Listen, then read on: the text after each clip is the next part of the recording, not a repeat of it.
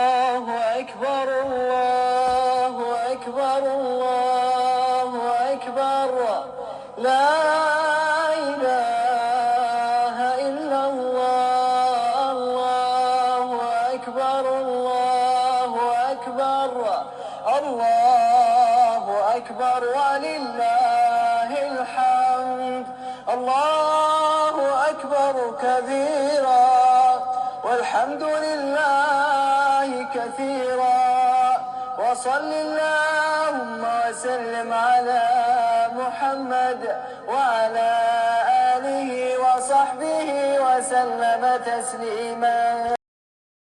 أعوذ بالله من الشيطان الرجيم. بسم الله الرحمن الرحيم. أأمنتم من في السماء أن يخسف بكم الأرض فإذا هي تمور أم أمنتم من في السماء أن يرسل عليكم حاصبا فستعلمون كيف نذير.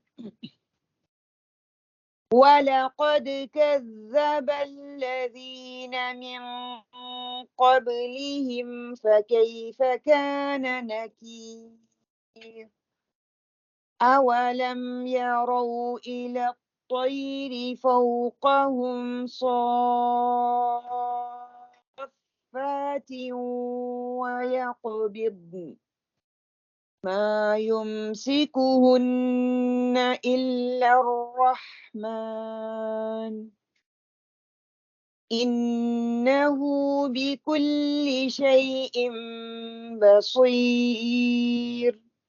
أمن هذا الذي هو جند لكم ينصركم من دون الرحمن إن الكافرون إلا في غرور.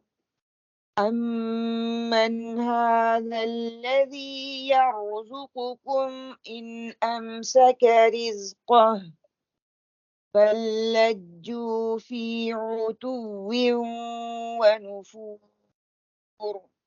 أفمن يمشي مكبا على وجهه أهدى أمن يمشي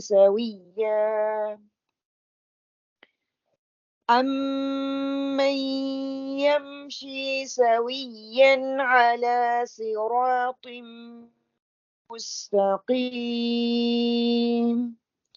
قل هو الذي أنشأكم وجعل لكم السمع والأبصار والأفئدة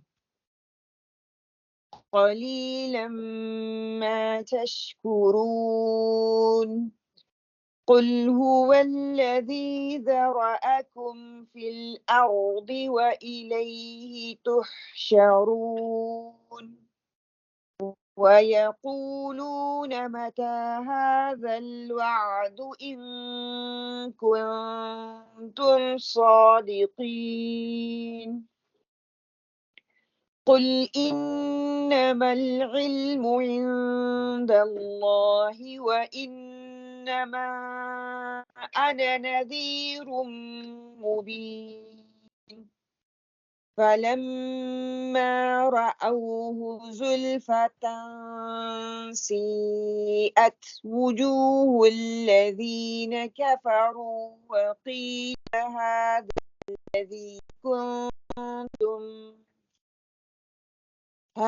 الذي كنتم به تدعون. قل أرأيتم إن أهلكني الله ومن معي أو رحمنا فمن يجير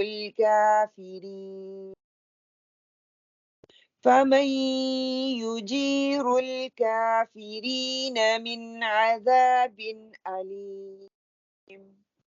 قل هو الرحمن آمنا به وعليه توكلنا فستعلمون من هو في ضلال مبين.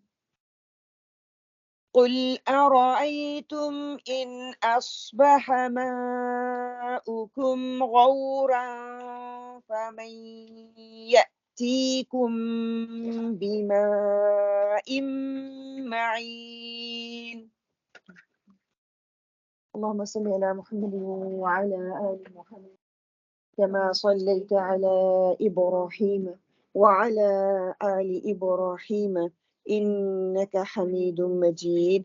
اللهم بارك على محمد وعلى آل محمد كما باركت على إبراهيم وعلى آل إبراهيم إنك حميد مجيد. بسم الله الرحمن الرحيم. الحمد لله رب العالمين الرحمن الرحيم مالك يوم الدين. إياك نعبد وإياك نستعين. اهدنا الصراط المستقيم صراط الذين أنعمت عليهم غير المغضوب عليهم ولا الضالين آمين. الحمد لله نحمده ونستعينه ونعوذ بالله من شرور أنفسنا ومن سيئات أعمالنا. من يهده الله فلا مضل له ومن يضلل فلا هادي له. اللهم أرنا الحق حقا وارزقنا اتباعه وأرنا الباطل باطلا وارزقنا اجتنابه. الله ربي لا أشرك به شيئا. اللهم لا سهل إلا ما جعلته سهلا وأنت تجعل الحزن سهلا إذا شئت. وتوكل على العزيز الرحيم الذي يراك حين تقوم وتقلبك في الساجدين إنه هو السميع العليم. وأفوض أمري إلى الله إن الله بصير بالعباد. الحمد لله الذي بنعمته تتم الصالحات. اللهم يسر ولا تعسر وتمم بالخير. اللهم اجعلني أحبك بقلبي كله وأرضك بجهد كله. اللهم ثبتنا عند الموت بلا إله إلا الله. اللهم اهدني وسددني. اللهم اهدني وسددني. اللهم اهدنا وسددنا. اللهم اهدنا وسددنا. اللهم اغفر لي واهدني وارزقني وعافني. أعوذ بالله من ضيق المقام يوم القيامة. آمين اللهم آمين. رب اشرح لي صدري ويسر لي أمري واحلل عقدة من لساني يفقه قولي. ربي زدني علما ربي زدني علما ربي زدني علما.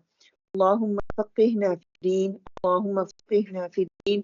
اللهم إني أسألك علما نافعا وعملا متقبلا ورزقا طيبا.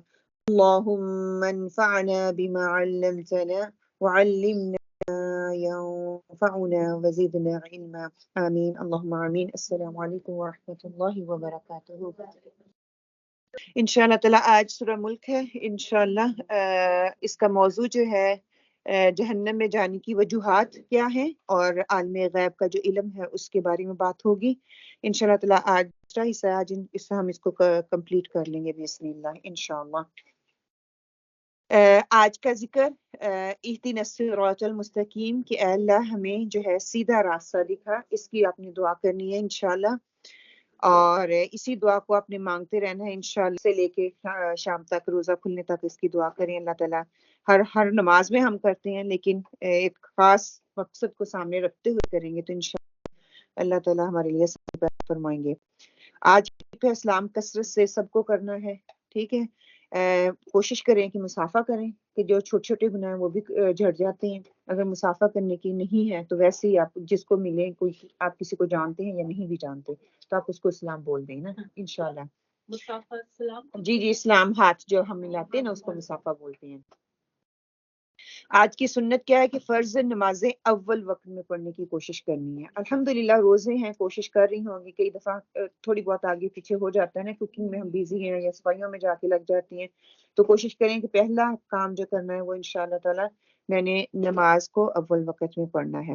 اور آج کی دعا جو ہے لا الہ الا اللہ وحدہ لا شریک لہ لہ الملک ولہ الحمد وہو علی کل شیء قدیر، کہ یہ چوتھا کلمہ ہے، اس کو بار بار آپ لوگوں نے انشاءاللہ تعالیٰ پڑھنا.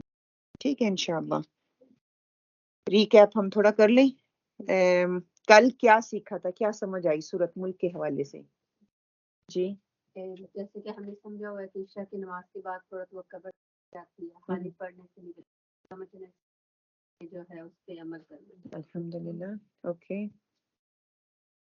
وہ قبر کے اندر وہ ڈال بن کے آئے گی. ہاں ڈال بن کے آئے گی. ٹھیک ہے کہ اس کے پیچھے کنڈیشن ہے کہ یہ اب میں نہیں کہہ رہی کہ آپ پڑھنا چھوڑ دیں، مطلب یہ کہ آپ اپنے کو پازیٹیوٹی کی طرف لے کے جائیں اور سوچ سمجھ کے پڑھنا شروع کریں. ٹھیک ہے. اوکے. اور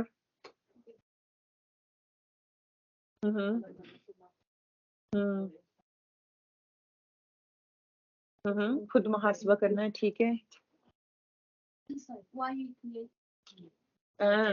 اللہ تعالیٰ نے کیوں، مقصد جو ہے پرپس آف لائف. ٹھیک ہے. کیا پرپس ہے؟ اللہ کی عبادت. اچھا ہمیں یہ پتہ چل کہ اللہ کی عبادت کے لیے اللہ تعالیٰ نے ہمیں پیدا کیا.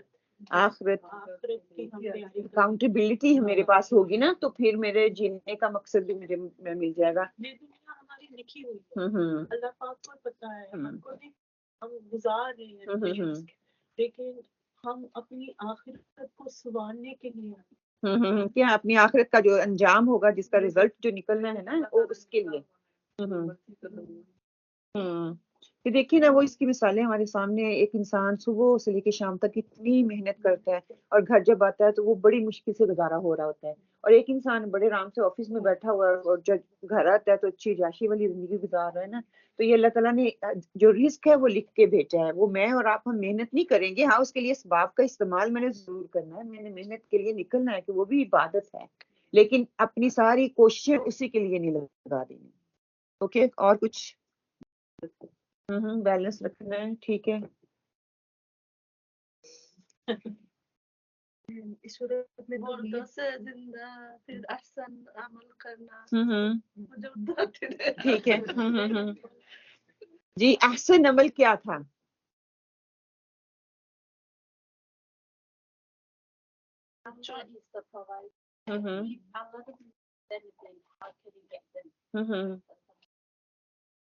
ہم مانگتے ہیں پر پتہ نہیں ہمارے لیے بہتر ہے یا نہیں بہتر ہے، اللہ جانتا ہے.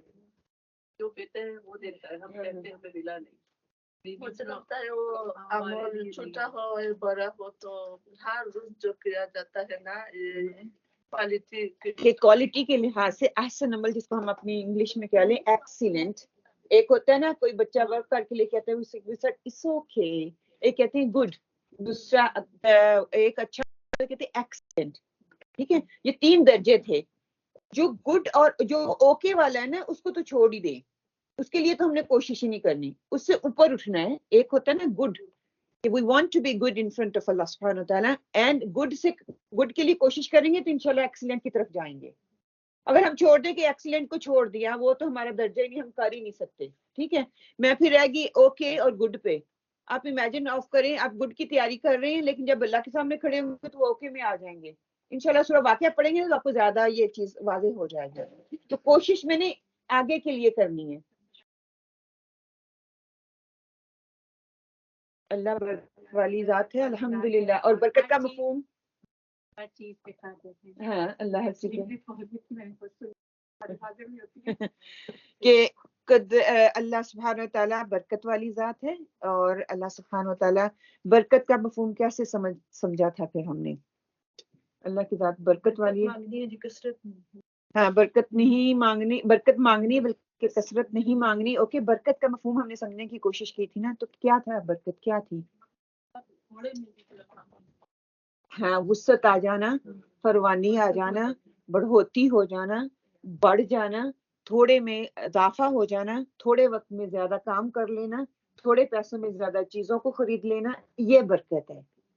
کہ ہم کہتے ہیں ہم زیادہ محنت کریں گے، ہم زیادہ کوشش کریں گے تو کیا ہے کہ ہمیں شاید زیادہ ملے گا، لیکن نہیں، اگر برکت نہیں ہوگی اس میں خیر نہیں ہے، جس بھی کمائی میں برکت نہیں ہے اس میں خیر نہیں ہے۔ ہاں جی، جو اللہ تعالیٰ نے لکھ دیا وہی ملنا ہے۔ اچھا، میں نے ٹاسک دی تھی آپ لوگوں کو، غور و فکر، ایکسیلنٹ۔ کون کیا کس کس نے غور و فکر کیا؟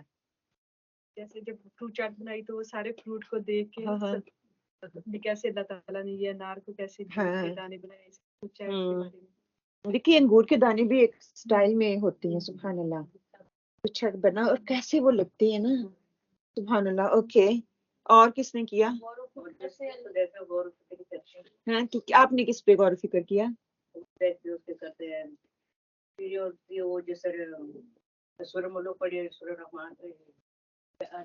ہاں ہاں ہاں ہاں، الحمد للہ۔ اوکے، بچے اپنی ذات سے غور و فکر کریں تو کتنے جاتے کس طرح کام کر رہے ہیں، جی جب سے پیدا ہوئے ہیں وہ کس طرح ہماری مشینری دھڑک رہی ہے، مائنڈ کیسے کسی کی طرح اپلوڈ ہوتی ہے، ڈیلیٹ بھی ہو رہی ہیں، آٹومیٹکلی ڈیلیٹ بھی ہو رہی ہیں۔ دیکھیے کئی چیزیں ایسی معروف ہو جاتی ہیں بالکل ہی ڈیلیٹ ہے، ہمیں پتہ ہی نہیں چلتا ہم نے یہ کام کیا ہے، اور کئی ایسی ہیں جس کو ڈیلیٹ بھی کرتے جائیں تو وہ نہیں ہو رہی۔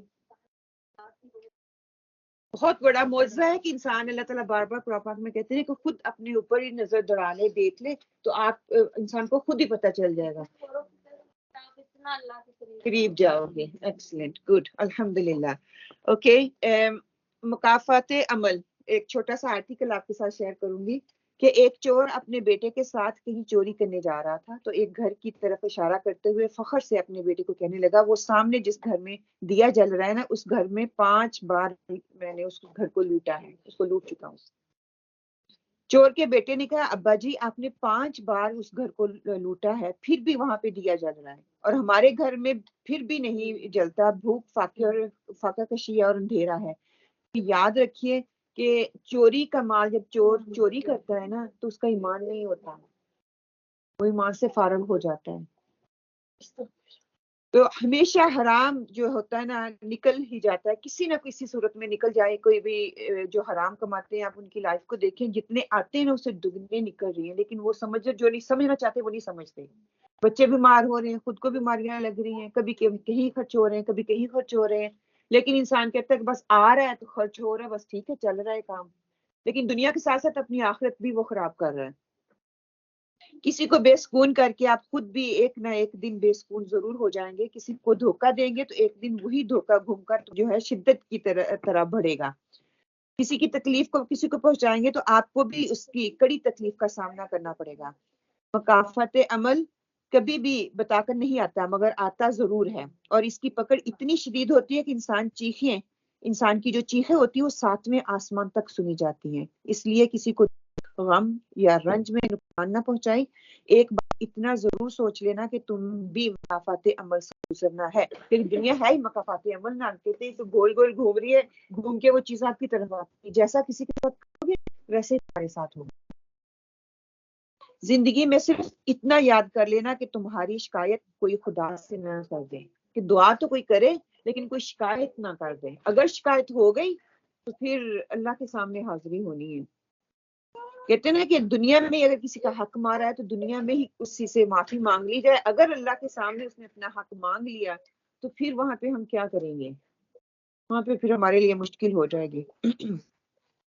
کہ بندہ جب اللہ تعالیٰ کو یاد کرتا ہے، اپنی زندگی کا جو مقصد ہے، جس مقصد کے لیے اللہ سبحانہ تعالیٰ نے انسان کو پیدا کیا، مقصد ہے قرب الہی حاصل کرنا، جب وہ قرب الہی انسان کو حاصل ہو جاتی ہے اللہ تعالیٰ کو پکارتا ہے۔ جب اللہ تعالیٰ کو پکارتا ہے تو اللہ تعالیٰ کی بات سنتا ہے۔ کل ہم نے بات کی نا، سننا اور پکارنا، اس میں پڑھنے کے لیے نہیں آیا تھا، ہم سورہ ملک کو پڑھتے ہیں، وہاں پہ کیا تھا، سننا اور پکارنا، سننا اور عمل کرنا۔ جو کرے گا اللہ سبحانہ تعالیٰ اس کے لیے آسانیاں پیدا کر دے گا، اس کے دامن میں رحمت جو ہے وہ اللہ تعالیٰ بھر دے گا، رحمت سے اس میں برکت ڈال دے گا اس کی زندگی میں۔ اللہ تعالیٰ کی شان ہے، وہ جو چاہے، شان کریمی ہے اس کی، وہ رحیم بھی ہے، وہ غفار بھی ہے، وہ ستار بھی ہے، وہ جبار بھی ہے، غفور الرحیم بھی ہے۔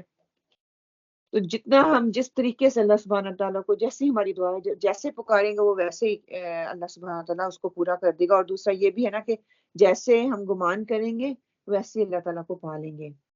لیکن اس کے لیے کوشش کرنے کے بعد اچھا گمان رکھنا ہے. جب کوشش کیے بغیر ہی اچھا گمان رکھ کے نہیں بیٹھنا. پھر یہ کہ وقت کم ہے ہمارے پاس، ہم نے یہ دیکھا تھا وقت بہت کم ہے اور تیزی سے وقت دوڑتا جا رہا ہے. لیکن ہم نے دیکھنا ہے ہمارے ہاتھ میں کیا ہے. نہ موت ہمارے ہاتھ میں ہے، نہ وقت ہمارے ہاتھ میں ہے. اگر ہے تو کیا، اسی پل جو میں نے کر دیا وہ میرے ہاتھ میں ہے. ایوری سیکنڈ جو میں جی رہی ہوں وہ میرے ہاتھ میں ہے. وہ اچھا ہے یا برا، بس دو حالتوں میں ہوتا ہے. یا وہ ناشکری میں ہوتا ہے یا شکر گزاری میں ہوتا ہے. اچھا ہوتا ہے یا برا ہوتا ہے. یہ ہو ہی نہیں سکتا ایک ٹائم پہ وقت آپ کا اچھا ہے تو ساتھ میں برا بھی چل رہا ہے. اس کے بعد ہو سکتا ہے، لیکن ایک سیکنڈ میں اگر آپ جی رہے ہیں نا اچھی حالت میں یا بری حالت میں، اللہ کی شکر گزاری میں یا ناشکری میں، دونوں کیفیت ایک ساتھ نہیں آتی. کہ اس پہ بھاگتے ہوئے تیز دوڑتے ہوئے لمحوں کو میں نے کس طرح اس کو پازیٹیوٹی میں لے کے جانا ہے، کس طرح میں نے غور و فکر کرنا ہے، کس طرح میں نے اللہ کی قربت کو حاصل کرنا ہے، اس کے لیے میں نے کس طرح کی کوششیں کرنی ہے. اللہ سبحانہ تعالیٰ کو وہ مطلوب ہے. تو اللہ تعالیٰ سے دعا کرتے ہیں اللہ سبحانہ تعالیٰ آگے بڑھنے سے پہلے ہمیں ہمارے دلوں کو صاف کر دیں اور انشاءاللہ ہم آگے بڑھیں. یہ دو پکچرز آپ کو نظر آ رہی ہیں، اگر آپ اس کو ڈسکرائب کر دیں. ایک پہ پھل لگا ہوا ہے اور ایک پہ نہیں لگا ہوا. ٹھیک، ایک پہ زیادہ گھنا ہے، نیچے کو جھکا ہوا ہے، اور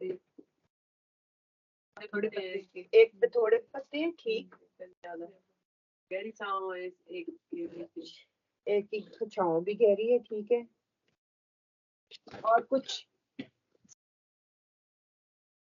ایک جو درخت کے آس پاس درخت ہے، ایک نیا ہے اور ایک پرانا ہے. ایک نیا ہے ایک پرانا ہے. وہ زیادہ گھنا ہے. ٹھیک ہے، اوکے. آپ کون سا درخت بننا چاہتے ہیں؟ پھل دینے والا. پھل دینے والا. اوکے، ٹھیک. کیسا پھل؟ دوسروں کو فائدہ ہو، جس سے دوسروں کو فائدہ ہو. ٹھیک ہے. دوسرے درخت کے بھی تو کوئی ہوگی نا، دوسرے درخت کے بھی فائدے ہیں، دوسرے درخت پہ بھی پھل لگا ہوا ہے. دونوں پہ ہی لگا ہوا ہے. ایک پہ تھوڑا نمایاں ہے کہ یہ پتہ ہے ورائٹی ہے نا انسانوں کی طرح. انسان بھی ڈفرنٹ ورائٹی کے ہیں نا، ڈفرنٹ کائنڈ کے ہیں. کوئی لمبا ہے، کوئی چھوٹا ہے، کوئی بڑا ہے، کوئی موٹا ہے، کوئی کالا ہے. چھاؤ، ہاں، جس ادھر بیٹھ جائے. ہاں چھاؤ وہ پھل والی کی بھی ہوگی، اس کا فروٹ بھی ہوگا. کسی کا ٹیسٹ میٹھا ہے، کسی کا پھیکا ہے، کسی کا ترش ہے، کسی کا کھٹا ہے. ہاں، دونوں اپنی جگہ پہ بہت فائدہ مند ہے. یہ کھجور کے درخت ہے نا، کھجور کا درخت ہے. اس کی مثال اللہ سبحانہ تعالیٰ نے قرآن پاک میں دی ہے. اللہ سبحانہ تعالیٰ کہتے ہیں کہ شجرہ طیبہ اس کو کہا گیا ہے.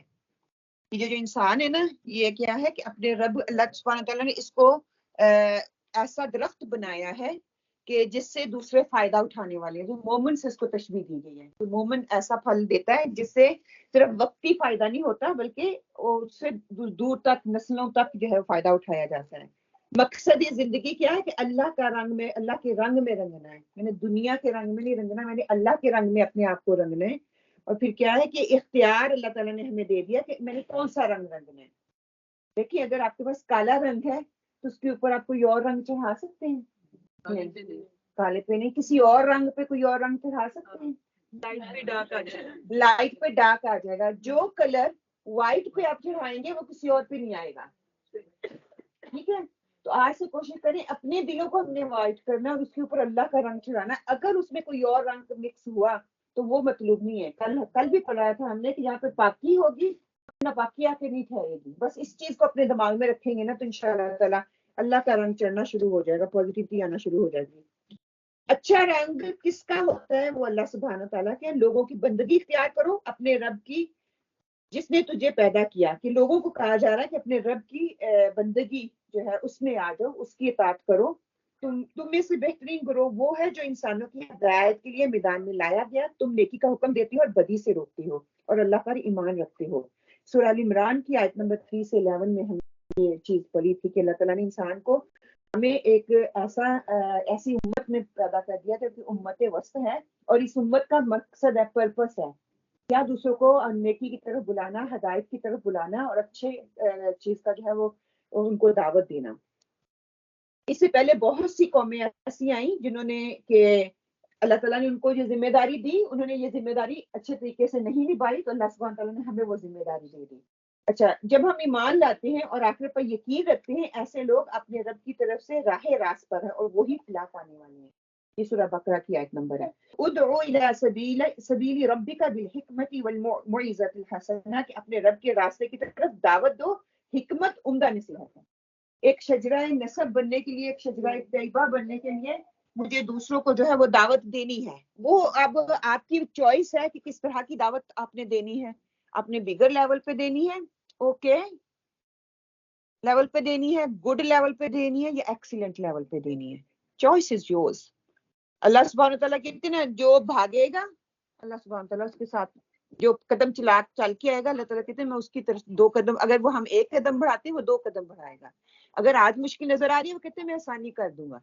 اللہ کے دین کے لیے جو نکلے گا اس کے لیے آسانیاں پیدا کر دوں گا. اب چوائس میں نے خود بنانی ہے کہ میں نے ایسا درخت بننا ہے یا میں نے وہ سڑا ہوا درخت بننا ہے، یا میں صرف ایسا درخت بننا چاہتی ہوں جو صرف اپنے ہی بچوں کو سایہ دینا چاہتی ہے، دوسروں کے لیے فائدہ مند نہیں بننا چاہتی، یا میں ایسا درخت بننا چاہتی ہوں جس سے میرے بچے بھی چھاؤں حاصل کریں اور آنے والی نسلیں بھی اس سے فائدہ اٹھائیں، اور میرے ارد گرد کے جیسے لوگ ہیں نا جو کہ اس درخت کے نیچے آ کے بیٹھے وہ بھی اس سے خیر لے کے ہی نکلیں. چوائس آپ کے پاس ہے. اللہ تعالیٰ نے ساری چوائسیں ہمارے لیے اوپن کر دی ہیں، اور اس دونوں چوائسوں میں ایک طرف پازیٹیوٹی ہے، ایک طرف نیگیٹیوٹی ہے. کل ہم نے شاکلہ کی بات کی تھی نا پرسوں، کہ اللہ سبحانہ تعالیٰ نے ہر انسان کے اندر ایک صلاحیت رکھی ہے، ایک خوبی رکھی ہے. اگر وہ اس کو نہیں پہچانتا تو وہ کبھی بھی فلرش نہیں ہو سکتا.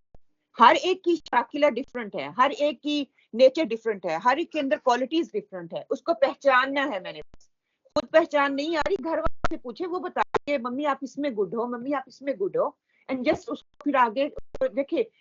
کہتے ہیں نا آپ کا کھانا اچھا ہے تو ہم کیا کرتے ہیں، اچھا مجھے اچھا کھانا بنانا آتا ہے، میں فلاں کورس کر لوں، فلاں کر لوں، میں ذرا اس میں اور ترقی کر لوں، ہے نا. تو اس میں برائی نہیں ہے، آپ کی وہ کوالٹی ہے، آپ اس کو ریویل کریں، اس کو آپ اسے ارننگ بھی کر سکتے ہیں، آپ دوسروں کو فائدہ بھی دے سکتے ہیں، دوسروں کو سکھا بھی سکتے ہیں، وہ آپ کے لیے صدقہ جاریہ بھی بن سکتا ہے. اس طرح کوئی بھی پروفیشنل ہو جو کہ اللہ تعالیٰ کی حدود کے اندر رہتے ہوئے آپ کرنا چاہتے ہیں وہ کریں، لیکن پہلے ہم نے پہچاننا ہے اپنے آپ کو، میں کہاں پہ کھڑی ہوں، میرے اندر کون سی کوالٹیز ہے.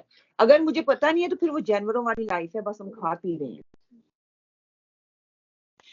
آج جو ہے انشاءاللہ تعالیٰ آج کی آیت جو ہے پہلی آیات میں پڑھوں گی، اس میں جہنم میں جانے کی وجوہات اس پہ بات کریں گے پہلے ہم، کہ جو سب سے بڑی آگ میں داخل ہو گیا پھر اس آگ میں سے نہ وہ مرے گا نہ وہ جی سکے گا. استغفر اللہ. کہ جو ایک دفعہ چلا گیا وہ نہیں پھر نکلنے والا وہاں سے. اسی طرح جنت میں جو چلا گیا اللہ تعالیٰ پھر اس کو باہر نہیں نکالیں گے. کہیں جگہ ہمیں مل جائے ایک پاؤں رکھنے کے لیے بھی تو پھر اللہ تعالیٰ کا یہ سب سے بڑی رحمت ہوگی کہ اللہ تعالیٰ کہتے ہیں کہ جو جنت میں آ گیا وہ اس کو باہر نہیں نکالا جائے گا. کہیں رڑتے کھڑتے ہم پہنچ ہی جائیں، کوششیں کرنی ہے ہم نے دنیا میں، اللہ تعالیٰ ہماری وہ کوششوں کو قبول کر لے. وہ جائے گا دوزخ میں، وہ جائے گا، پھر آپ صلی اللہ علیہ وسلم شفاعت کریں گے. ہم نے پڑھا نا کہ بار بار وہ شفاعت کریں گے، بار بار سجدے میں جائیں گے جب تک کہ امت کا آخری بندہ جو ہے وہ جنت میں نہ چلا جائے. اور اس کی شرط ہم نے کیا پڑھی تھی، جنت میں وہ جائیں گے، یعنی کہ نہیں جائیں گے، وہ جنت الفردوس تک نہیں پہنچ سکیں گے، اللہ کا دیدار نہیں کر سکیں گے. ان کے اوپر ہم دیکھیں دنیا میں آپ کو کوئی کپڑا لینا ہو، سفید کپڑا ہی لگا لیں، اس کے اوپر ہم نے اسٹمپ کالی لگا دی ہو، نمایاں ہوگی نا. تو وہ جو جہنم سے ہو کے جائیں گے، دیکھیے 1 سیکنڈ کی تکلیف ہمیں برداشت نہیں ہوتی. آج کل سموسے تل رہے ہیں نا، آپ کو ہوگا فریزر سے نکال کے ڈالتے ہیں اور چھٹے پڑ جاتے ہیں یہاں پہ. جب وہ چھینٹے پڑتے ہیں تو کیا ہوتا ہے، کتنی تکلیف ہوتی ہے. تو اللہ تعالیٰ نے کیا ہم نے وہ پڑھا ہے نا کہ بار بار اسکن دیتے رہیں گے تاکہ وہ آپ کو تکلیف محسوس ہو. جتنے میرے گناہ ہوں گے اتنی تکلیف میں برداشت کروں گی، اس سے پہلے میں دوزخ سے نہیں نکلنے والی. اللہ کے انصاف کے خلاف ہے یہ چیز. 70 گنا زیادہ ہوگی. ہم کہتے ہیں کوئی بات نہیں ہے، ہم بخشے جائیں گے، ہم جنت میں پہنچ جائیں گے، لیکن یہ دیکھیں وہ 1 سیکنڈ کی تکلیف جو ہے وہ برداشت نہیں ہوگی. آج پڑھیں گے 1 سیکنڈ کی تکلیف، اتنی وہ شدت اس میں ہوگی. ہم دنیا کی آگ پہ جا کے ذرا ہاتھ رکھ کے آنا، صبح کے ایکسپیرینس مجھے بتانا کتنی دیر رکھ سکے. وہ کینڈل چل رہی ہوتی ہے، اس کے اوپر ہاتھ نہیں رکھا جاتا. اب دوسری فائر کو تو چھوڑ دیں. اعوذ باللہ من الشیطان الرجیم بسم اللہ الرحمن الرحیم وللذین کفروا بربہم عذاب جہنم وبئس المصیر، اور اپنے رب کے ساتھ کفر کرنے والوں کے لیے جہنم کا عذاب ہے اور وہ کیا ہی بری جگہ ہے۔ اذا فیہا سمعوا لہا شہیقا وہی تفور، جب اس میں ڈالے جائیں گے تو ان کے بڑے زور کی آوازیں سنیں گے اور وہ جوش مار رہی ہوں گے۔ جو جہنمی ہیں ان کے کفر کے انکار کی وجہ سے، اللہ تعالیٰ کے احکامات کے انکار کی وجہ سے، اللہ تعالیٰ کو ایک نہ ماننے کی وجہ سے، اب یہ تین چیزیں ہیں، کفر، اللہ تعالیٰ کو نہ ماننا اور احکامات پہ عمل نہ کرنا۔ پھر ہم اپنے آپ کو دیکھ لیں، اللہ نہ کرے، اللہم لا تجعل منہم، کہ اللہ تعالیٰ ہمیں جہنم میں پھینکے، لیکن اللہ تعالیٰ کی آیات وہ غلط نہیں ہو سکتی، جو اللہ تعالیٰ نے کہہ دیا وہ ویسے کرے گا اور ہوگا ویسے ہی۔ تكاد تميز من الغيظ كلما ألقي فيها فوج سألهم خزانتها ألم يأتكم نذير، قریب ہے کہ ابھی غصے کے مارے پھٹ جائیں جب کبھی اس میں کوئی گروہ ڈالا جائے گا، اس سے جہنم کے دروغے پوچھیں گے کیا تمہارے پاس ڈرانے والا کوئی نہیں آیا تھا؟ قالوا بلى قد جاءنا نذير فكذبنا وقلنا ما نزل الله من شيء ان انتم الا في ضلال كبير، وہ جواب دیں گے بے شک آیا تھا لیکن ہم نے اسے جھٹلایا اور ہم نے کہا کہ اللہ تعالیٰ نے کچھ بھی نازل نہیں فرمایا، تم بہت بڑی گمراہی میں ہیں، وہ کہ تم گمراہی میں ہو، ہم گمراہی میں نہیں ہیں، لیکن اب ہمیں پتہ چل گیا کہ ہم جو تھے ہم غلط تھے۔ وقالوا لو كنا نسمع او نعقل ما كنا في اصحاب السعير، اور کہیں گے کہ اگر ہم سنتے ہوتے یا عقل رکھتے ہوتے تو دوزخیوں میں شریک نہ ہوتے۔ فاعترفوا بذنبهم فسحقا لاصحاب السعير، بس انہوں نے اپنے جرم کا اقبال کر لیا، اب یہ دوزخی دفع ہوں گے، دور ہو جائیں گے اللہ کی رحمت سے دھتکارے ہوئے۔ وَلَقَدْ كَذَّبَ الَّذِينَ مِن قَبْلِهِمْ فَكَيْفَ كَانَ نَكِيرِ، اور ان سے پہلے لوگوں نے بھی جھٹلایا تو دیکھو ان پر میرا کیسا عذاب ہوا۔ اب غیب کی بات اللہ تعالیٰ کر رہے ہیں کہ ان سے پہلے جو آئے تھے انہوں نے بھی اسی طرح جھٹلایا تھا، اور ان کا انجام جو ہے میں نے دنیا والوں کو دکھا دیا، قرآن میں بتا دیا کہ اللہ تعالیٰ نے کس طرح ان پہ جو ہے عذاب آیا تھا۔ جہنمیوں کا پچھتاوا کیا ہوگا کہ کافروں کا حال جو ان آیات میں 6 سے 11 تک ہم نے بھی پڑھی ہیں، کہ اللہ سے ڈرنے کا کیا مطلب ہے، کیا سمجھ آئی؟ اللہ سے ڈرنے کا کیا مطلب ہے؟ غلط کام نہ کریں، غلط کام نہ کریں، اوکے، بچائے جائے، جنت میں پہنچانے والے کام کریں، جو بھی کام کرو اللہ سے ڈر کے کرو۔ فیئر آف اللہ، اوکے، کیسا ڈر؟ پھر اگر فیئر آف اللہ آپ کہہ رہے ہیں تو کیسا ڈر ہو؟ ہو جائے گی کا یاد آنا چاہیے، ڈر آنا چاہیے، کیسا ڈر آنا چاہیے کہ ہاں نہیں اچھا اور برے کا کرائٹیریا اپنے سامنے رکھیں کہ اللہ تعالیٰ نے یہ حکم دیا، ٹھیک ہے، اگر دیا ہے تو میں اچھا کر رہی ہوں تو کیا اللہ کو یہ پسند آ جائے گا؟ پھر اپنے دل کو ٹٹولیں کہ واقعی میرے دل سے یہ چیز نکل رہی ہے، میرا دل کہہ رہا ہے میں اس کام کو کروں، اگر میں کر رہی ہوں تو پھر خالصتاً اللہ کے لیے میں کر رہی ہوں، نیت خالص ہو۔ ہم یہ سارا ہمیں پتہ ہے نیت خالص ہونی چاہیے، پھر ہمارا عمل جو ہے وہ قبول ہوتا ہے، ہم نے خالص اللہ کے لیے کرنا ہے، ہمیں یہ بھی پتہ ہے اللہ کے لیے ڈرنا ہے، لیکن عمل پھر ویسے ہی ہے۔ مسئلہ یہاں پہ آتا ہے نا، ہمیں علم ہے عمل میں کوتاہی ہو رہی ہے، ہمیں پتہ ہے اللہ کے لیے کام کرنا ہے، لیکن پھر بھی اس میں جو ہے نیت خراب ہو جاتی ہے۔ اس کا مطلب ہے اپنی پھر بار بار تجدید کریں، کرنے کے بعد بھی شیطان آپ کو ضائع کروا دے گا۔ 70 نیکیاں وہ ایک ایسا کام کرواتا ہے ساری کی ساری ختم ہو جاتی ہیں۔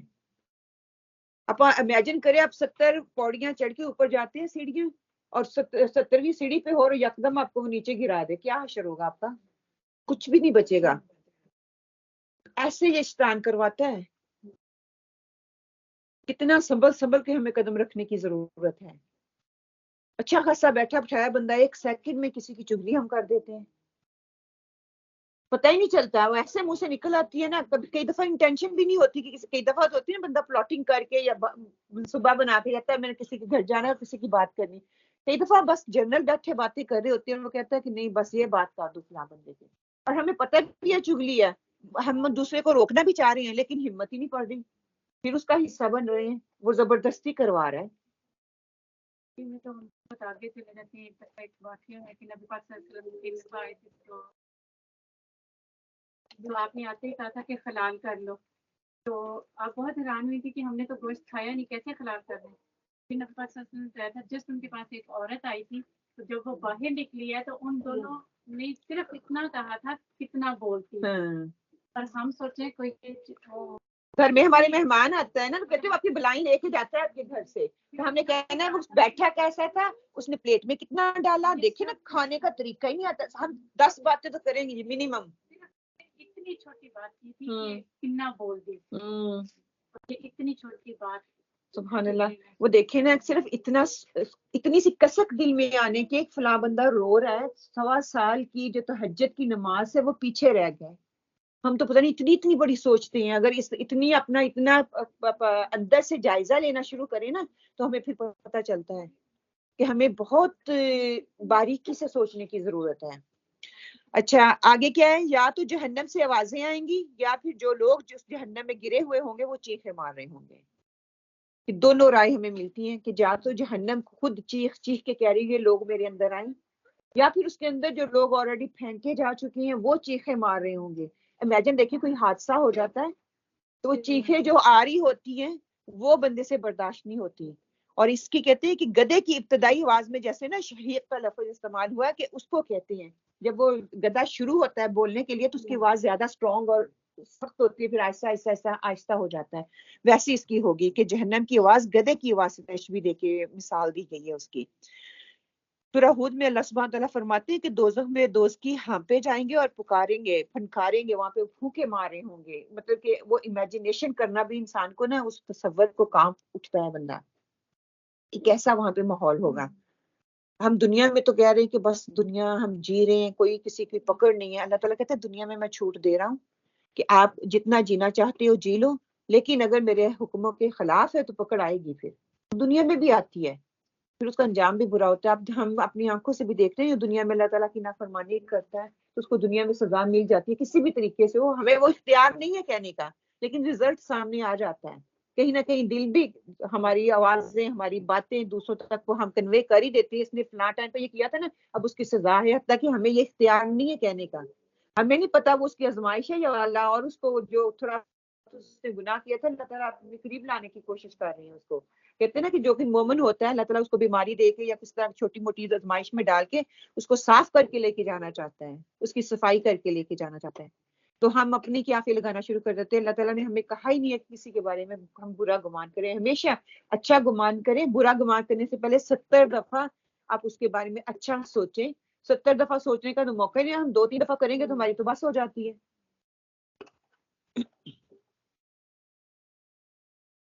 سورہ الفرقان آیات 13 میں اللہ تعالیٰ فرماتے ہیں کہ دوزخ میں جاتے ہوئے یہ لوگ دور سے ہی اس کے غضب اور جوش کی آوازیں سنیں گے. تفور کا لفظ آیا نا، تفور کا معنی ہوتا ہے کہ اچھل رہی ہوگی، جوش ماری ہوگی. وہ کیا مطلب کہ جیسے بندہ غصے میں ہوتا ہے نا، کہتا مجھے چھوڑ دو، میں ان کو بس کھا جو میں ان کو ختم کر دوں.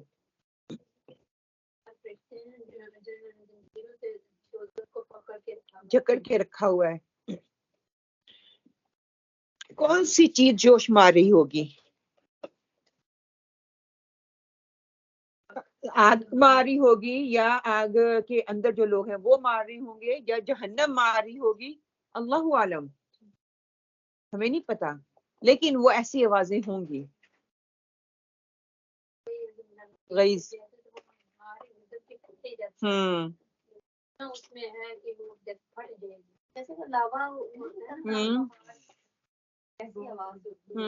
امیجن کریں نا کسی بچے کو بھی غصہ آتا ہے تو کیسے توڑ پھوڑ کر رہا ہوتا ہے، بس مجھے چھوڑ دو.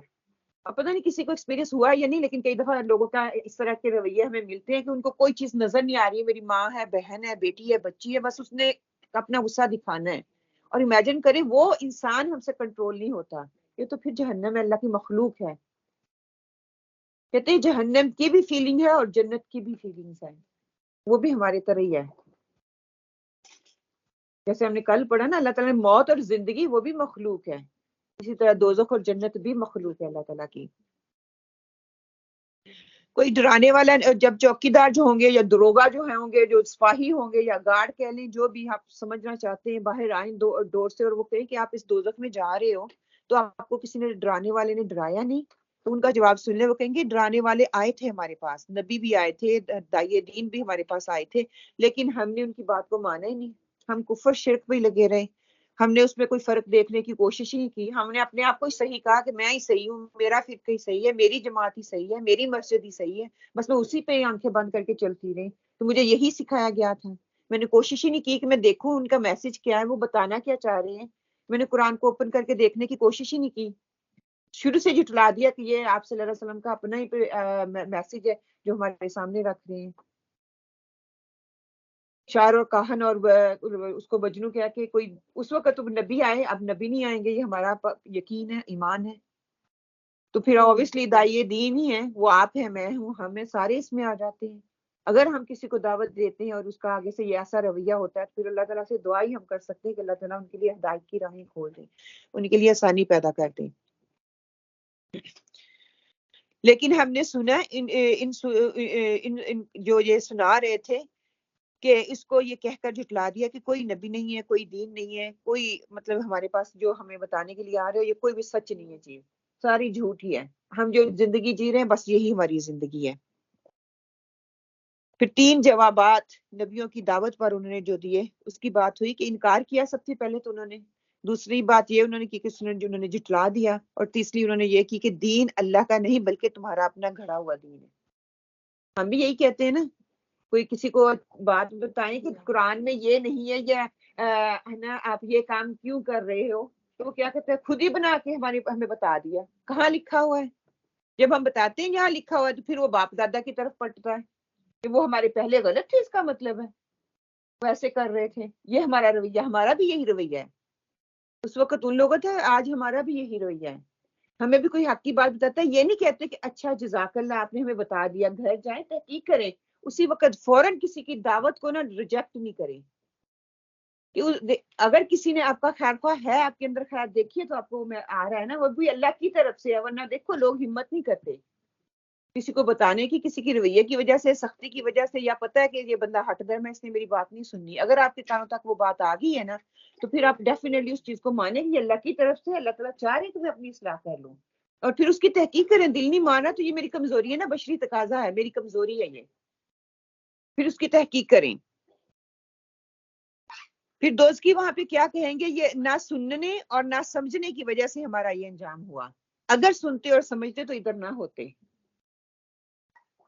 انہوں نے یہ نہیں کہا کہ اگر پڑھتے تو ہم یہاں پہ نہ ہوتے.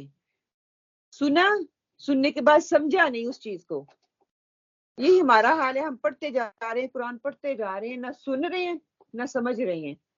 قرآن کی تاثیر سننے اور سمجھنے میں ہے، اس بات پہ پکا یقین ہے. آپ صلی اللہ علیہ وسلم نے سن کے سنایا، عمل کر کے دکھایا. اگر پڑھنا ہی ہوتا تو پڑھتے، بس پڑھ کے چھوڑ دیتے. آپ صلی اللہ علیہ وسلم کو بھی سنایا گیا، آپ صلی اللہ علیہ وسلم نے جبرائیل کو سنایا. جہنمی نے یہ نہیں کہا کہ ہم نے پڑھا نہیں، بلکہ پڑھتے تھے. وہ کہتے ہیں ہم پڑھتے تھے، ہم سمجھے نہیں، ہم نے سنا نہیں. تو قرآن کا مزاج سننے کا ہے، کیونکہ یہ اللہ کا کلام ہے. جو لوگ کہتے ہیں کہ نہ قرآن کو سنو نہ سمجھو، اس کی سزا پھر دیکھ لیں یہی ہوگی.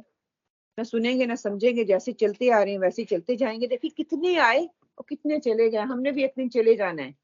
الحمدللہ علی کل حال آج ہم یہاں پہ بیٹھے ہوئے ہیں، سمجھنے کی کوشش کر رہے ہیں. اس لیول پہ نہیں ہے، ایک دن چلے جائیں گے انشاءاللہ تعالیٰ.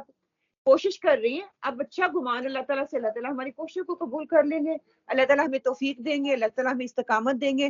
ہمارا یہ رمضان، ہمارا اگلا رمضان جو ہوگا اس رمضان سے بھی بہتر ہوگا انشاءاللہ. کوشش کریں گے تو پھر ہی ہے نا. اگر دیکھیں ہمارا پچھلے رمضان سے یہ رمضان بہت بہتر ہے کہ ہم کوشش کر رہے ہیں، سمجھ رہے ہیں، ہے نا، اس کو اپلائی کرنے کی کوشش کر رہے ہیں. اگلا اگر اللہ تعالیٰ نے توفیق اور ہمت دی، زندہ رہے تو اس سے بہتر ہوگا. ابھی سے نیت کر لیں، جب تک وہاں تک پہنچیں گے وہ اجر ہمیں ملتا رہے گا. جہنم کے درجات کے حوالے سے آتا ہے کہ جہنم کے مختلف درجات ہیں. سب سے نیچے والے درجے میں شدید ترین عذاب ہوگا. سیدنا عبداللہ بن عباس رضی اللہ سے روایت ہے، انہوں نے عرض کیا، اے اللہ کے رسول صلی اللہ علیہ وآلہ وسلم، ابو طالب آپ کی حفاظت کرتے تھے اور آپ کے لیے دوسروں سے ناراض ہوتے تھے، کیا یہ چیزیں ان کے کسی کام نہیں آئیں گی؟ آپ صلی اللہ علیہ وسلم نے فرمایا، ہاں وہ اوپر والے درجے میں ہیں، اگر میں ان کے لیے سفارش نہ کرتا تو جہنم کے سب سے نچلے درجے میں ہوتے. اور پھر ایک اور حدیث کا مفہوم آتا ہے نا کہ ان کا ناخن جیسے ہانڈی کی آگ جلائی جائے گی تو وہ سیدھی ان کے دماغ تک آئے گی. کچھ کہتے ہیں ان کے ناخنوں تک جو فیل ہوگی، مطلب کہ پین ان کو بھی ہوگی، تکلیف ہوگی لیکن کم ہوگی.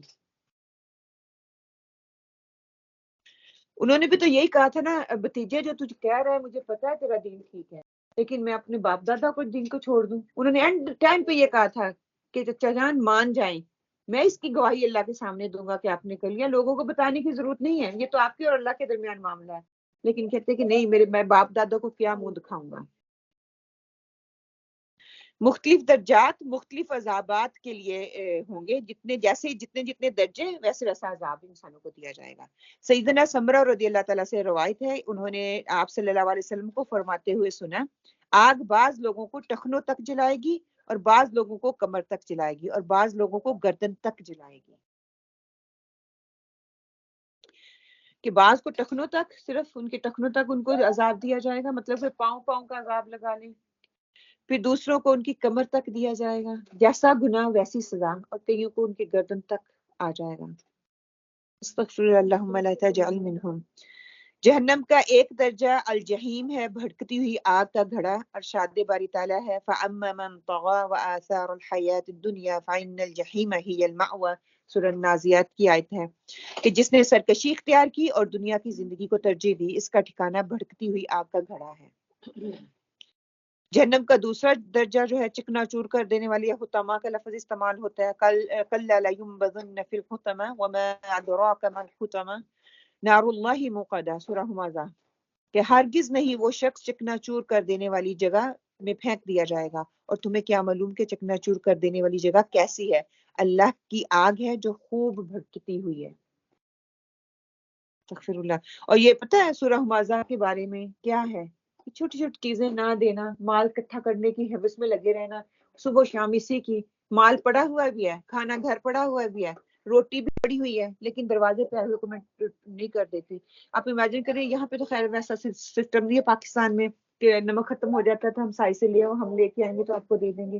ٹھیک ہے، چینی ختم ہوگی تو ہم سایوں سے لے آؤ، برتن وغیرہ کوئی نہیں ہے تو لے آؤ مانگ کے. یہاں پہ تو وہ سسٹم نہیں ہے کہ ہم کہتے ہیں کہ نہیں، شرم آتی ہے، ہم اپنے گھر میں خود انڈیپینڈنٹ. یہ کام کرنا چاہیے، یہاں پہ بھی ہونا چاہیے تاکہ ہمیں پتہ چلے یہ جنت میں لے جانے والے کام ہے کہ دوسروں کو ہم دے رہے ہیں، ہماری اپنی حیثیت کا پتہ چلے. ہم نے اپنے اندر ہی محدود رہ گئے. یہاں پہ سہولتیں بھی تو ویسی ہے نا، گاڑی لی نہیں ہے تو جا کے لے آؤ.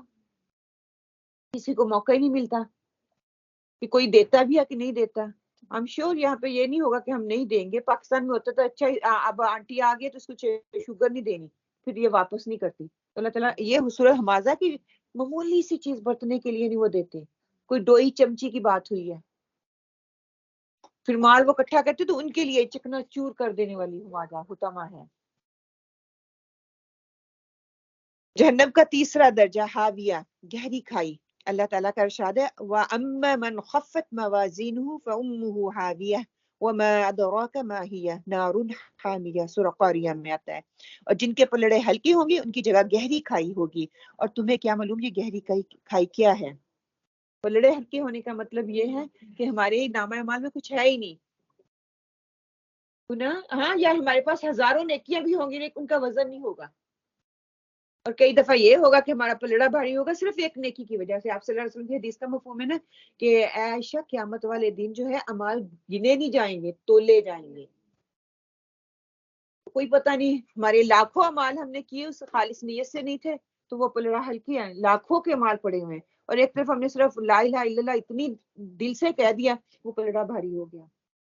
یا کسی کی مدد کر دی خالصتاً اللہ کے لیے، یا کسی کو ہیلپ کر دی، یا اللہ کے لیے صدقہ دے دیا.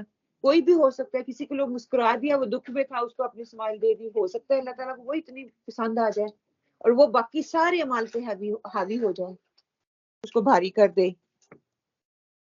جہنم کا چوتھا درجہ سقر اس کو بولا جاتا ہے، سخت جھلسا دینے والی. امیجن کریں کہ کسی کمرے میں آگ لگ گئی اور بندہ اس کے اندر جھلس گیا ہے تو کیا ہوتا ہے؟ یا تو موت ہو جاتی ہے یا 3rd ڈگری کہتے ہیں، وہ بندہ جو ہے وہ ختم، مطلب باڈی اس کی ختم ہوگی ہے نا، اس کو انٹینسو کیئر میں رکھا جاتا ہے. کس طرح اس کی نگہداشت کی جاتی ہے، جسم بندے کا گل جاتا ہے. ارشاد اللہ تعالیٰ کا ارشاد ہے سأصليه سقر وما أدراك ما سقر لا تبقي ولا تذر لواحة للبشر. سورہ مدثر میں ہے، ان قریب اسے سخت جلسہ دینے والی جگہ میں جھونک دوں گا. تمہیں کیا معلوم وہ سخت جلسہ دینے والی جگہ ہے؟ نہ باقی رکھے گی نہ چھوڑ دے گی، کھال کو جلا کر کالا کر.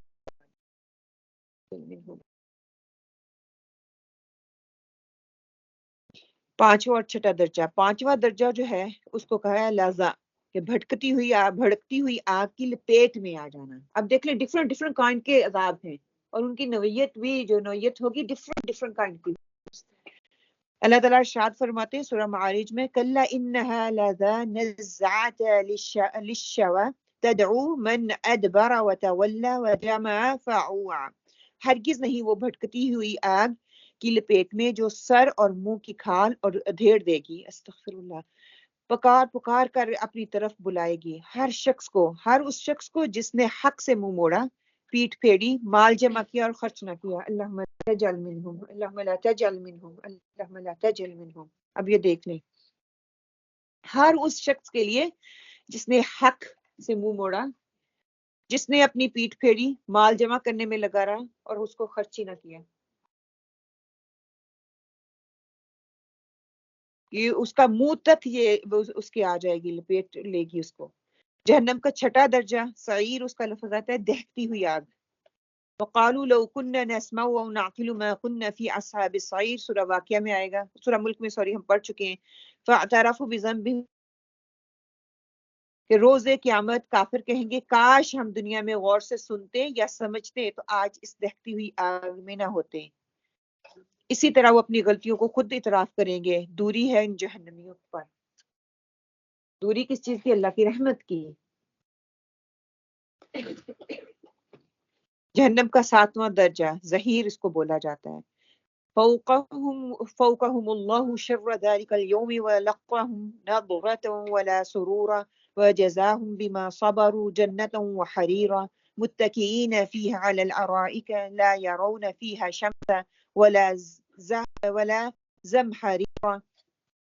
سورہ دہر کی آیت ہے کہ سو اللہ تعالیٰ اہل جنت کو اس دن کے شر سے بچا لے گا اور انہیں تازگی اور سرور بخشے گا، اور ان کے صبر کے انہیں جنت اور ریشمی لباس عطا کرے گا، جہاں وہ ان دو تکیے لگائے بیٹھے ہوں گے.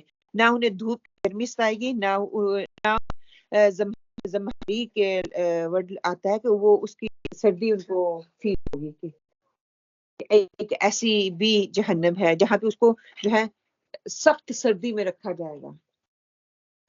آپ اندازہ لگا لیں، اب برف باہر ہوتی ہے اور آپ کو اس کے بغیر لباس کے اس کے اندر کھڑا ہونا پڑے. تھوڑی دیر ہم کھڑے ہوں گے تو کیا ہوتا ہے؟ ہاں، وہ ایک ڈفرنٹ کائنڈ کی درد ہے. نہ ہم سے زیادہ گرم برداشت ہوتا ہے. استغفر اللہ. لوہے کے ہتھوڑوں سے مارے جانے والا عذاب. لوہے کے بھاری بھرکم ہتھوڑے اور گزوں سے مجرموں کے سر کچلے جائیں گے، جیسا کہ اللہ تعالیٰ کا ارشاد ہے.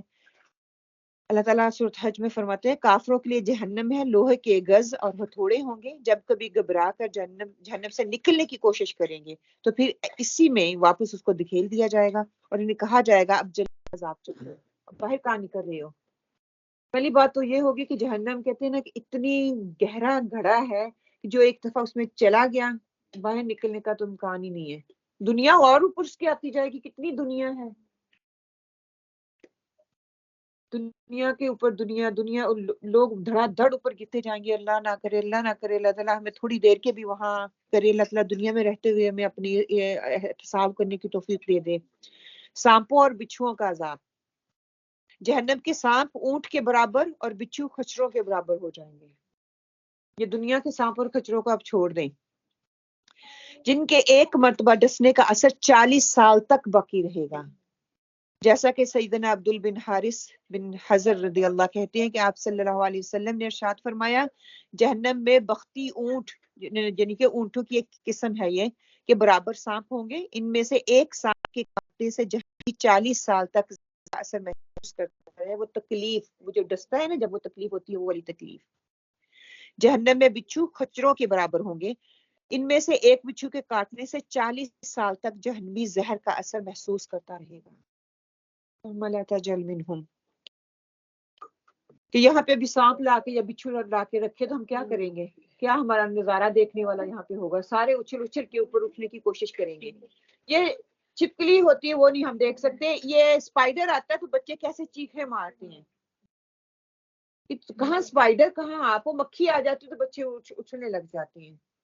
تو امیجن کریں، اللہ نہ کرے کبھی کہتے ہیں نا قبر میں جس کی قبر کو اللہ تعالیٰ نے سیف رکھا وہاں پہ نہیں ہوں گے، ورنہ ہر انسان کو اس کے گو تھرو ہونا ہے۔ وہاں پہ بچھو بھی ہوں گے، وہاں پہ یہ ٹھوئے بھی ہوں گے، وہاں پہ سانپ بھی آئیں گے، وہاں پہ کیڑے مکوڑے کھائیں گے نا ہمیں وہاں پہ، تو پھر وہاں پہ کون بچانے کے لیے آئے گا؟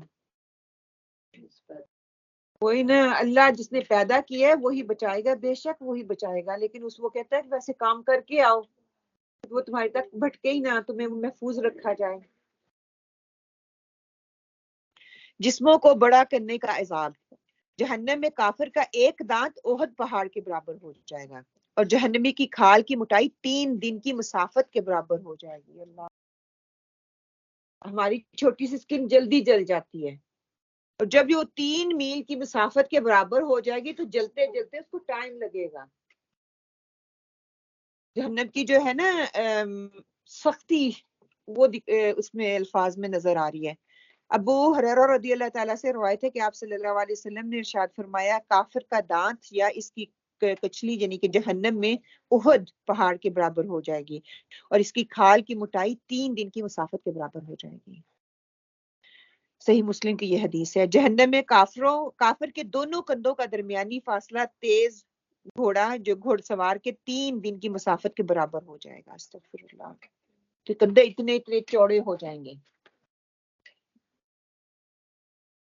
سیدنا ابو ہریرہ رضی اللہ تعالیٰ سے روایت ہے کہ آپ صلی اللہ علیہ وسلم نے ارشاد فرمایا، کافر کے دونوں کندھوں کے درمیان تیز گھوڑ سوار کے 3 دنوں کی مسافت کے برابر فاصلہ ہو جائے گا۔ تھوڑے سے الفاظ کی رد بدل سے ایک اور حدیث صحیح مسلم میں، جہنم میں کافر کی کھال کی موٹائی 42 ہاتھ یعنی کہ 63 فٹ ہو جائے گی، اور ایک دانت احد کے پہاڑ کے برابر، اور اس میں بیٹھنے کی جگہ مکہ اور مدینہ کے درمیان کی مسافت کے قربت ہو جائے گی، یعنی کہ 410 کلومیٹر اگر ہم لگا لیں۔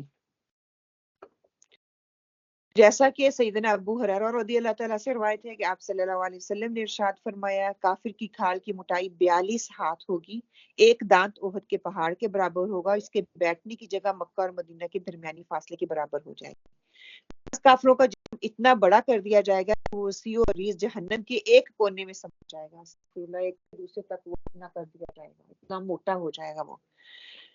سیدنا حارث رضی اللہ تعالیٰ سے روایت ہے کہ رسول صلی اللہ علیہ وسلم نے ارشاد فرمایا، میری امت میں سے بعض لوگ ایسے ہوں گے جنہیں جہنم میں ڈالنے کے لیے اتنا بڑا کر دیا جائے گا کہ وہ جہنم کا ایک کونا ہوگا اور دوسرے کو جائیں گے۔ اللہم لا تجعل۔ تو ہم میں سے بھی ایسے لوگ ہوں گے جو جہنم میں ڈالے جائیں گے اور جن کو اتنا موٹا کیا جائے گا۔ اللہ، ہاں اب وہ جہنم کے اوپر والے درجے میں ہیں، اگر میں ان کے لیے سفارش نہ کرتا تو وہ جہنم کے سب سے نچلے درجے میں ہوتے۔ یہ آپ صلی اللہ علیہ وسلم نے اپنے چچا کے لیے جب ان کو کہا گیا تھا تو ان کے لیے دعا کی تھی۔ ہمیشگی کی کامیابی کے لیے کوشش، پھر اپنے لیے گول سیٹ کر لیں کہ ہم نے عذاب دوزخ میں ہم نے نہیں جانا، ہم نے اپنے آپ کو بہتر کرنا ہے، ہم نے اپنے آپ کو سنوارنا ہے، اپنے اندر کو سنوارنا ہے، اپنی عادتوں کو سنوارنا ہے۔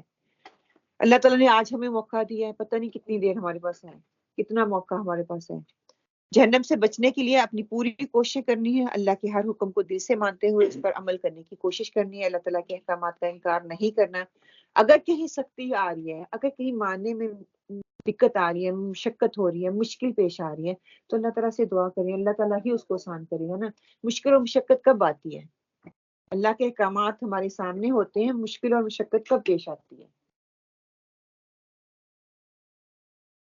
اللہ تعالیٰ نے کہا 5 وقت کی نماز اول وقت میں پڑھو، کب چھوٹتی ہے؟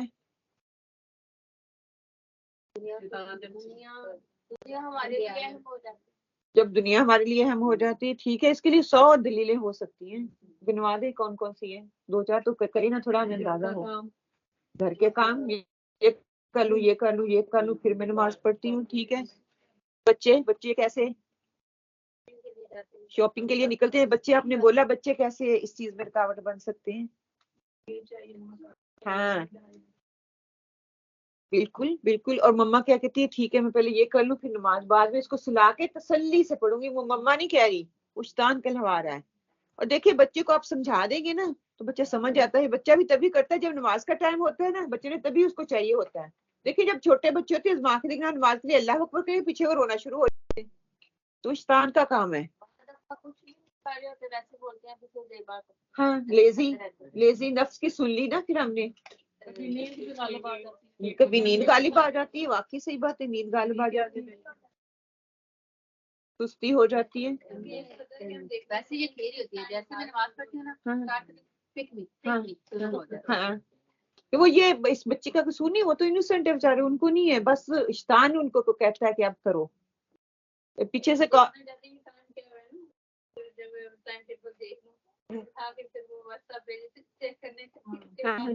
ہاں واٹس ایپ پہ ٹائم ٹیبل چیک کرنے لگا وہ چور، سب سے بڑا چور.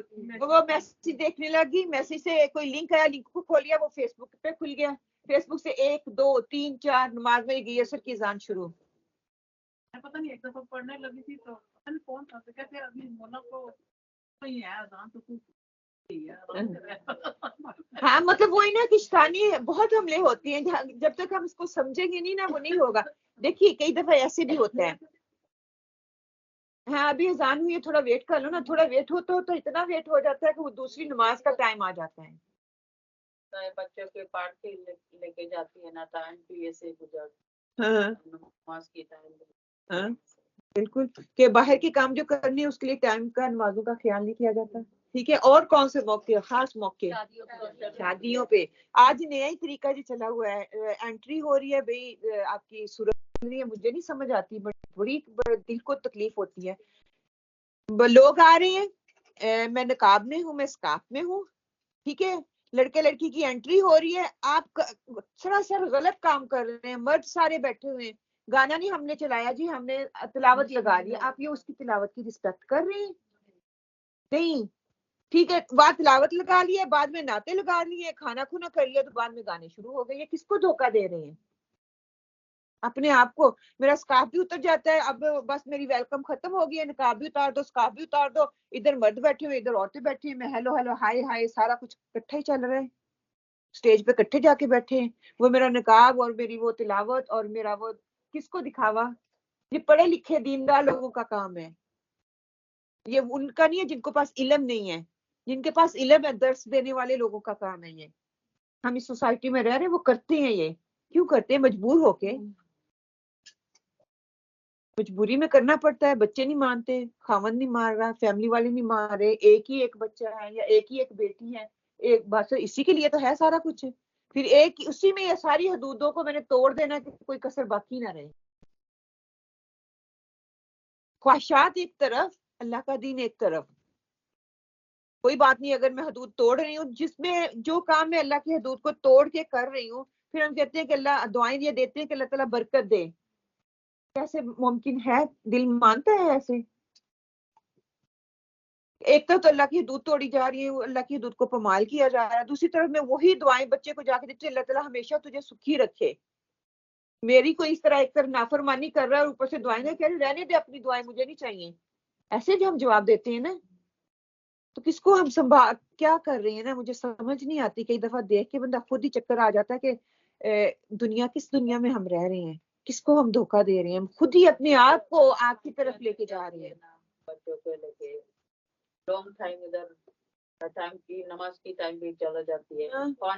ڈاکٹر کی اپوائنٹمنٹ دیکھیں، آج کل وہ مسئلہ بنا ہوا ہے نا، ڈاکٹر کی اپوائنٹمنٹ جب آتی ہے پہلے تو کوشش کریں اپوائنٹمنٹ مجھے اس ٹائم میں ملے گی تو میں نہیں لوں گی، ملتی بھی ہے تو چھوڑ دے کوئی بات نہیں، ایمرجنسی ہے تو ہاسپٹل چل جائیں. پھر یہی ہے نا، وہ بھی آپ کو نہیں دیتے. اپنی ٹائم کو رکھیں گے تو انشاءاللہ ٹائم دیکھنا اللہ تعالیٰ اس کے لیے اسباب اچھے بنا دیتا ہے. جب بغیر سوچے سمجھے فون اٹھاتے ہیں، پھر اپوائنٹمنٹ بھی لے لیتے ہیں، اور پھر کیا ہوتا ہے کہ وہ نماز بھی مل گئی، ایک ہی وہاں پہ جا کے کرنا پڑتا ہے.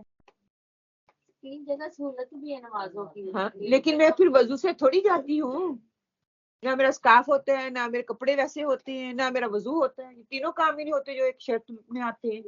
میں کہاں پہ پھر وہاں پہ نماز پڑھوں گی؟ یا تو پھر ٹھیک ہے میری اپوائنٹمنٹ ہے، میں گھر سے نیت کر کے جاؤں، میرا وضو بھی ہے، میں اپنے پورے کور کیا ہوا ہے اپنے آپ کو، وہاں پہ ٹائم ہوگا جا کے میں نماز پڑھ لوں گی. اور الحمدللہ اس کنٹری میں آپ کو ہر جگہ یہ سہولت دی جاتی ہے. اور کہاں کہاں پہ ہم پھر اللہ تعالیٰ کی حدود کو توڑتے ہیں. نماز ایک سائڈ پہ ہوگی، اور سوشل میڈیا کی ٹھیک ہے. میں فرائض میں بات کر رہی ہوں جو کہ فرض ہے. جب کوئی اپنا بہت قریبی فوت ہو جاتا ہے ہاں نا، ہاں میت میں وہ چھوڑتا نہیں ہے بندے، ہوں. نماز بھی چلی جاتی ہے تو یہ نہیں دیکھتے کہ یہ کیا ہو رہا ہے، ہوں. کیا دکھ میں، ہاں گڈ دکھ میں بھی ہم اللہ تعالیٰ دکھ میں ہم اللہ کے قریب تو ہوتی ہیں اس وقت یاد کریں، لیکن اسی وقت حدود بھی توڑی جا رہی ہوتی ہیں. کئی رسمیں رواج نبھائی جا رہی ہوتی ہیں، اس پہ چیخو پکار کی جا رہی ہوتی ہے، اس پہ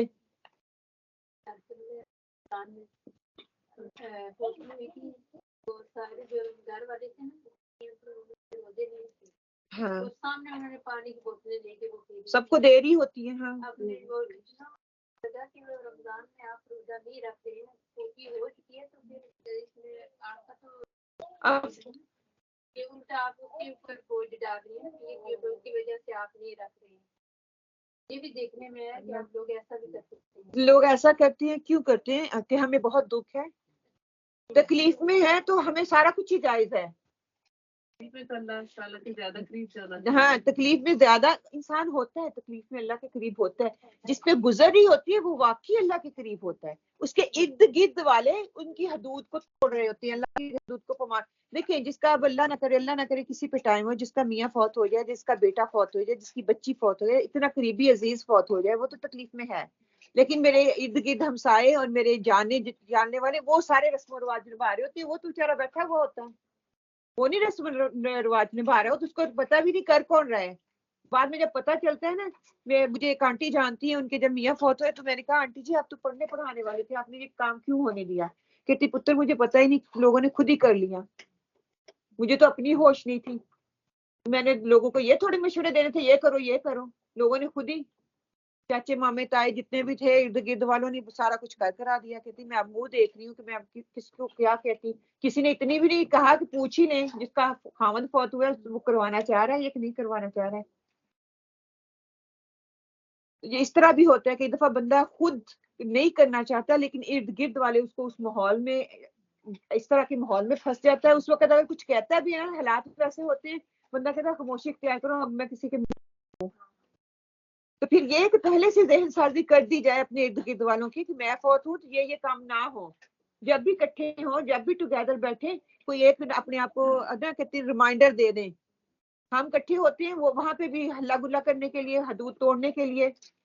ہم تین دفعہ کرتے ہیں. میں نے ویسے بولا تھا کرنا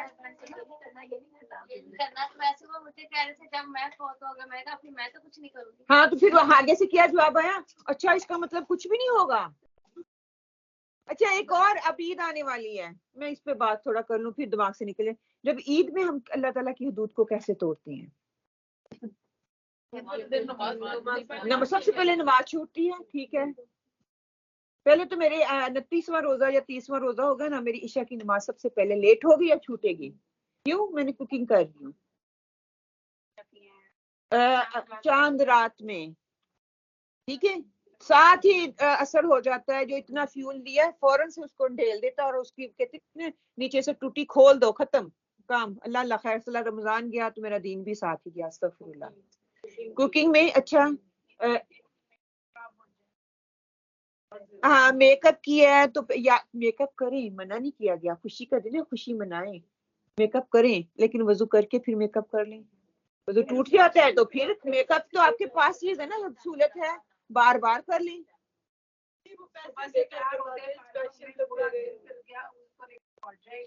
اچھا اگر ارادہ ہو نا پورا دن بھی وضو رکھا جا سکتا ہے، ارادہ ہو تو پورا دن بھی وضو رکھا جا سکتا ہے، یہ نہیں کہ نہیں. اگر میں پہلی بات تو یہ ہے کہ میں پھر اگر مجھے ہے کہ میرا وضو نہیں رہے گا، اتنی میں کانشیس ہوں تو میں کیوں خرچ کر رہی ہوں اتنا. ٹھیک ہے اگر میں نے میک اپ کروانے ہیں اس کے لیے پھر اللہ تعالیٰ نے آسائشیں بھی دے دی ہیں، وہ ان کو اختیار کر لیا جائے. اچھا پھر گیدرنگ سب سے بڑا مسئلہ ہے. گیدرنگ جب ہوتی ہے جی ایگزام بھی ہوتے ہیں جی جن کو ہم نہیں سمجھتے، ہاں پھر جب ہم بیٹھتے ہیں اکٹھے بیٹھتے ہیں بھی ہو جاتا ہے، یہ بھی بہت بڑی ہے. شریعت کے خلاف سب سے پہلے تو دیور کو کیا کہا گیا؟ اگر میں کہہ دوں نا مدر ان لا کو یہ دیور میرے لیے نامحرم ہے، وہ مجھے گھر سے نکال دے گی. ہمارے دین کا یہ لیول ہے. کیا کہ دیکھو صحیح، نہ میاں تیرا، نہ بچے تیرے، نہ ساس تیری. وہاں پہ پامالی ہوتی ہے. پھر دیور تو کیا، دیور کے فرینڈ بھی آتے ہیں. اگر بہو نے کہہ دیا کہ میں ان کے سامنے نہیں جاؤں گی، بہو کی خیر نہیں ہے. کس کی کمی ہے؟ ایمان دین کی کمی ہے نا، علم کی کمی ہے. وہ ہم بہو کو برا بنا دیں گے، 10 لوگوں کو بتائیں گے کہ میرے بیٹے کے جو ہے مہمان آئے تھے، اس کے دوست آئے تھے، اب وہ اس گھر میں آئیں گے ہی نہیں. کیوں؟ کیونکہ اس نے کہہ دیا میں ان کے سامنے، میرے کو کیا لگتے ہیں میں ان کو سلام کروں؟ ٹھیک ہے، کھانا میں بنا کے دوں گی، آئے اور آ کے لے جائے، ان کو کھلا دے. دوست اس کے میرے نہیں. میرے میاں کے دوست آ رہے ہیں، ہاں جی بھائی جان کیسے ہیں؟ بھائی جان میرا کہاں سے وہ ہو گیا؟ میرے لیے وہ نامحرم ہے، اور اس سے بات کرنے سے منع کیا گیا ہے مجھے. میرے میاں کو برا لگتا ہے تو سوری. جو visitor, your friend, the student be at home first of all. ٹھیک ہے، اگر لے کے آنا ہے وہ روم میں بٹھاؤ. I am in the kitchen, میں کچن میں بنا کے دوں گی. عید کا دن ہے، مہمان آئے، مہمان نوازی ہوگی، لیکن میں آپ کے لیے اس کو سلام کرنے نہیں جاؤں گی. جانا ہے تو ٹھیک ہے، زیادہ اصرار کریں، پورے اپنے پردے میں جائیں. سلام کرنا ہے، خیر بھیجنی ہے نا، کر لیں، اس میں کوئی قباحت نہیں ہے. لیکن اگر میں بنی ٹھنی ہوں گی، میرے بال بنے ہوئے ہوں گے، اور بہت سے ایسے کیسز آتے ہیں، وہ نند کا گھر بھی خراب، وہ نند کا بھابھی کے اس کے ہسبینڈ کا اس کے ساتھ چل جاتا ہے، وہ آگے کسی اور کے ساتھ. یہ سلسلے چلتی ہیں تو ہم دیکھ رہے ہیں. پھر ہمارے بچے جب اکٹھے ہوتے ہیں، کزن ہے کوئی بات نہیں، اس اوکے، شادی کے لیے کہیں کزن کے ساتھ ہو، آگے سے جواب دیتے no we are cousin, come be get married each other. جب اس طرح کی عیاشی کرنی ہوتی ہے، اینڈ ایک ہی بیڈ پہ بیٹھے ہوئے، ایک ہی سیٹی پہ بیٹھے ہوئے، ہلا گلا اس طرح ہو رہا ہے جیسے بہن بھائی ہیں. ہوتا ہے نا، ہماری فیملی میں ہوتا ہے. کہ کیا ہے، نند کا بیٹا ہے، بھائی تو ہے، دیور کا بیٹا تمہارا بھائی ہے؟ نہیں سوری، وہ بھائی نہیں ہے. کیا کہ دیکھو تھے، آپ کو جینے نہیں دیا جائے گا. ہم اس سوسائٹی میں رہ رہے ہیں، یہ اللہ کی حدود کو پامال کرنا ہے. خوشی میں ہی ہم پامال کرتے ہیں، دکھ میں نہیں. ہمیں یہ چیز ماننی ہوگی. ہاں، جہاں کوئی بھی اچھا کام کرنے کے لیے دیکھیے، ایک آپ کا کمفرٹ زون ہے. کمفرٹ زون سے جب آپ نکلیں گے تو آپ کو ایک دھچکا لگے گا. ایک ٹائم پہ ایسا لگے گا سارا خاندان ایک سائڈ پہ، آپ اکیلے ہو کہ شاید آپ غلط کر رہے ہو، لیکن نہیں، اللہ اس وقت آپ کے آ کے ہاتھ پکڑے گا. فیصلہ کرنے کی دیر ہے، کر کے دیکھو. پھر یہی لوگ جو آج آپ پہ انگلی اٹھا رہے ہیں نا، یہی واپس آپ کی طرف آئیں گے جب ان کو آہستہ آہستہ آپ کے کردار سے وہ چیز ملے گی کہ نہیں یہ صحیح ہے. پختہ رہے. اگر میں غلط ہوں، اللہ تعالیٰ میری اصلاح کر دے. میرا رویہ غلط ہو سکتا ہے، میری بات غلط نہیں، ہمارا کیونکہ کہنے کا طریقہ غلط ہوتا ہے. ایک دفعہ ہم چاہ رہے ہوتے ہیں کہ جو میں کہہ رہی ہوں وہ سن لیں، وہ آگے سے سنتے نہیں، تکلیف ہوتی ہے نا. پھر اس کے ریئیکشن میں بھی تھوڑا موڈ آف ہو جاتا ہے، یا بلاتی نہیں ہوں، یا چیخ کے بات کرتی ہوں، یا میرا ٹونٹ کرنے کا انداز جو ہوتا ہے وہ ہوتا ہے. لیکن نہیں، ان چیزوں کو ہم نے خیال میں رکھنا ہے نا. وہ میری کزن ہے، ہاں وہ رشتہ ہے، میں اس کی رسپیکٹ کرتی ہوں، لیکن اللہ کی حدود کو میں نہیں توڑوں گی. دیکھیے بچے بچیاں گھر میں اکٹھے ہو رہے ہیں، بچیوں نے میک اپ کیے ہوئے ہیں، بال ان کے کھلے، کپڑے انہوں نے ویسے پہنے ہوئے ہیں، تو پھر کیا ہوتا ہے؟ آگ اور پانی کو ملائیں گے تو کیا ہوگا؟ اللہ کی حدود کو میں اس کو وہاں پہ سیو کر رہی ہوں؟ نہیں، میں کھلی نافرمانی کر رہی ہوں. اللہ تعالیٰ نے وہ رشتہ ایسا بنا دیا کہ یہ آپس میں محرم نہیں ہے. ان کی شادی آپس میں ہو سکتی ہے، ایک ایج ان کی ویسی ہے. تو ہم کہہ کے دیکھو، اگر میری بیٹی کو یا میرے بیٹے کو کوئی کچھ کہے نا، کہ میری نندی آ کے کہے کہ نہیں سعدیہ یہ کام ٹھیک نہیں ہے، ایسے نہیں کرنا، مجھے ہی تکلیف ہوگی. سب سے پہلے میرے بیٹے کو اس نے یہ کہہ دیا، نیکسٹ ٹائم ہم نے اس کے گھر نہیں جانا. یہ سننے کی کوشش نہیں کہ اس نے کیوں بولا. بیٹیاں آپ کی بھی ہیں، بیٹیاں میری بھی ہیں. ہمارے بچوں کی سیفٹی کے لیے اللہ تعالیٰ کا سب سے پہلے تو یہ ہے کہ اللہ تعالیٰ کا حکم ہے کہ یہ اکٹھے نہیں بیٹھیں گے. لیکن ہمارے لیے اس میں مشکل آتی ہے، ہمیں یہ بات ماننی پڑے گی. کون کون آگے فارورڈ ہوتا ہے، کون کون اپنا سٹیپ فارورڈ کرتا ہے، تو اللہ تعالیٰ پھر مدد کریں گے. آپ کیوں نہیں وہ سیٹ بن جاتی جو کہ اس نیکی کے کام میں دوسروں کی اصلاح کا بن جائیں؟ آج قدم اٹھائیں گے، تکلیف ہوگی، انشاءاللہ تعالیٰ آنے والوں کو پتہ چل جائے گا. ایک دفعہ قدم اٹھا لیا نا، دیور کو پتہ چل جائے گا. بھابھی پردہ کہتی ہیں میں نے اپنے فرینڈوں کو نہیں لے کے آنا، میرے تک تو ٹھیک ہے. ایک اور نیا کام ہاتھ میں سے سلام لیتا ہے دیور آ کے، اور یہ کیا ہوا بھائی؟ مطلب نامحرم کے ساتھ آپ گلے مل رہے ہو اور ہاتھ شیک کر رہے ہو اور اس کو ایک دوسرے کو کسیوں کا وہ جو عورتیں کرتی ہیں وہ والا سسٹم آپ لوگوں نے بنایا ہوا ہے. کیا یہ چل رہا ہے؟ ہم اتنے آزاد ہو گئے کہ اللہ تعالیٰ کی مطلب کہ ماں بڑی خوش ہو رہی ہے بھابھی کے ساتھ اور بیٹا میرا اس طرح مل رہا ہے. اگر بھابھی کہے گی سوری میں نے نہیں ہاتھ ملانا تو وہیں پہ دیکھنا کیسا جھگڑا ہوتا ہے. ہونے دو. ہم سوری السلام علیکم. وعلیکم السلام. اپنی حدود میں رہو. میں رسپیکٹ کروں گی میرے دیور ہو میرے جیٹھ ہو میں رسپیکٹ کروں گی میرے ہسبینڈ کے بردرز ہو میں وہ دوں گی. میرے گھر میں آئے ہو میں وہ رسپیکٹ کروں گی میرے گھر مہمان آئے. لیکن اللہ تعالیٰ کی حدود کو میں نہیں توڑوں گی. آج سوچوں گی تو یہ کام ہوگا ورنہ نہیں مشکل ہو جائے گا. کچھ بڑے کزن ہوتے ہیں تو وہ کافی ہاتھ ایسے ہاتھ کرتے ہیں. تو یہ بھی گناہ ہے نا. یہ ہمارا ٹریڈیشن ہے جس کو ہم نے دین بنا لیا کلچر ہے یہ ہمارا. ہم کہتے ہیں کوئی انکل جی آ کے جب تک میرے سر پہ ہاتھ نہ رکھ دے تو مجھے آشیرواد ہی نہیں ملنا. کوئی کیا اس کو بولتی ہے مجھے کوئی رسپیکٹ ہندو جو بھی ہے نا ہاں جو بھی ہے ہاں تو مجھے پیار نہیں ملا اور انکل جی کو بھی برا لگتا ہے. نہیں دور سے انکل جی السلام علیکم. میرے ساتھ یہ ہوا. ہمارے گھر میں بہت عزیز ہیں فیملی ممبر ہی ہیں فیملی کی طرح ہیں. انکل آتے تھے دیتے تھے تو ایک دفعہ آئے تو میں نے دور سے السلام علیکم. میں نے اپنا نقاب پہلے نہیں کرتی تھی اوبیسلی. جب اس نے میرا نقاب دیکھا نا اس نے خود ہی اپنی آنکھیں جھکا لی اور آگے بڑھے تھے پھر وہ پیچھے ہو گیا خود ہی. تو میں نے اس کو شو کر دیا جیسے ہم گوروں کو بھی کرتے ہیں نا کہ I'm not ready to do what you want to do and وہ سمجھ جاتی ہیں. ہاں گھر جا کے انہوں نے اپنی بیوی کو کیا کہا I'm so proud on her. Aunty نے مجھے فون کر کے اسپیشلی کہا پتر تیرے انکل نے آ کے یہ بات بولی ہے. میں کہا کیوں کہ انکل کو میں نے کہا میں تو فون کرنے والی تھی انکل کو برا نہ لگا ہو کہ I'm sorry مجھے اب پتا چل گیا تو نہیں میں انکل کی رسپیکٹ کرتی ہوں میں ان کے آگے اپنا سر نہیں کروں گی. بہت برا لگا. پاکستان گئی ایک بہنوئی ہاتھ پہ آ کے پیار دیتے تھے بڑے ہیں لیکن اس دفعہ نہیں کیا گیا پیچھے ہو گئے. It's okay. ہم بدل گئے ہیں. ہاں ہم بدل گئے ہیں. اللہ نے ہمیں الحمدللہ نالج دے دیا علم آ گیا ہم گناہوں سے بچ رہے ہیں. اگر یہ عمل میں نہیں آئے گا تو یہ دھچکا لگتا ہے بہنوں کو بھی برا لگتا ہے. یہ نہیں کہ نہیں وہ خوشی سے اس چیز کو لیتی ہیں پھر سمجھانا پڑتا ہے نا. اگر آپ لوگ نہیں ساتھ دو گے تو ٹھیک ہے اس اوکے اللہ کے لیے آپ لوگ کھڑے ہوگے تو ہو جاؤ. اور الحمدللہ میرا قدم اٹھانا تھا سارے نے آہستہ آہستہ پھر کیا اپنی حدود سیٹ کرنا شروع کر دی نا. مشکل ہوتا ہے لیکن کوئی تو بنے نا.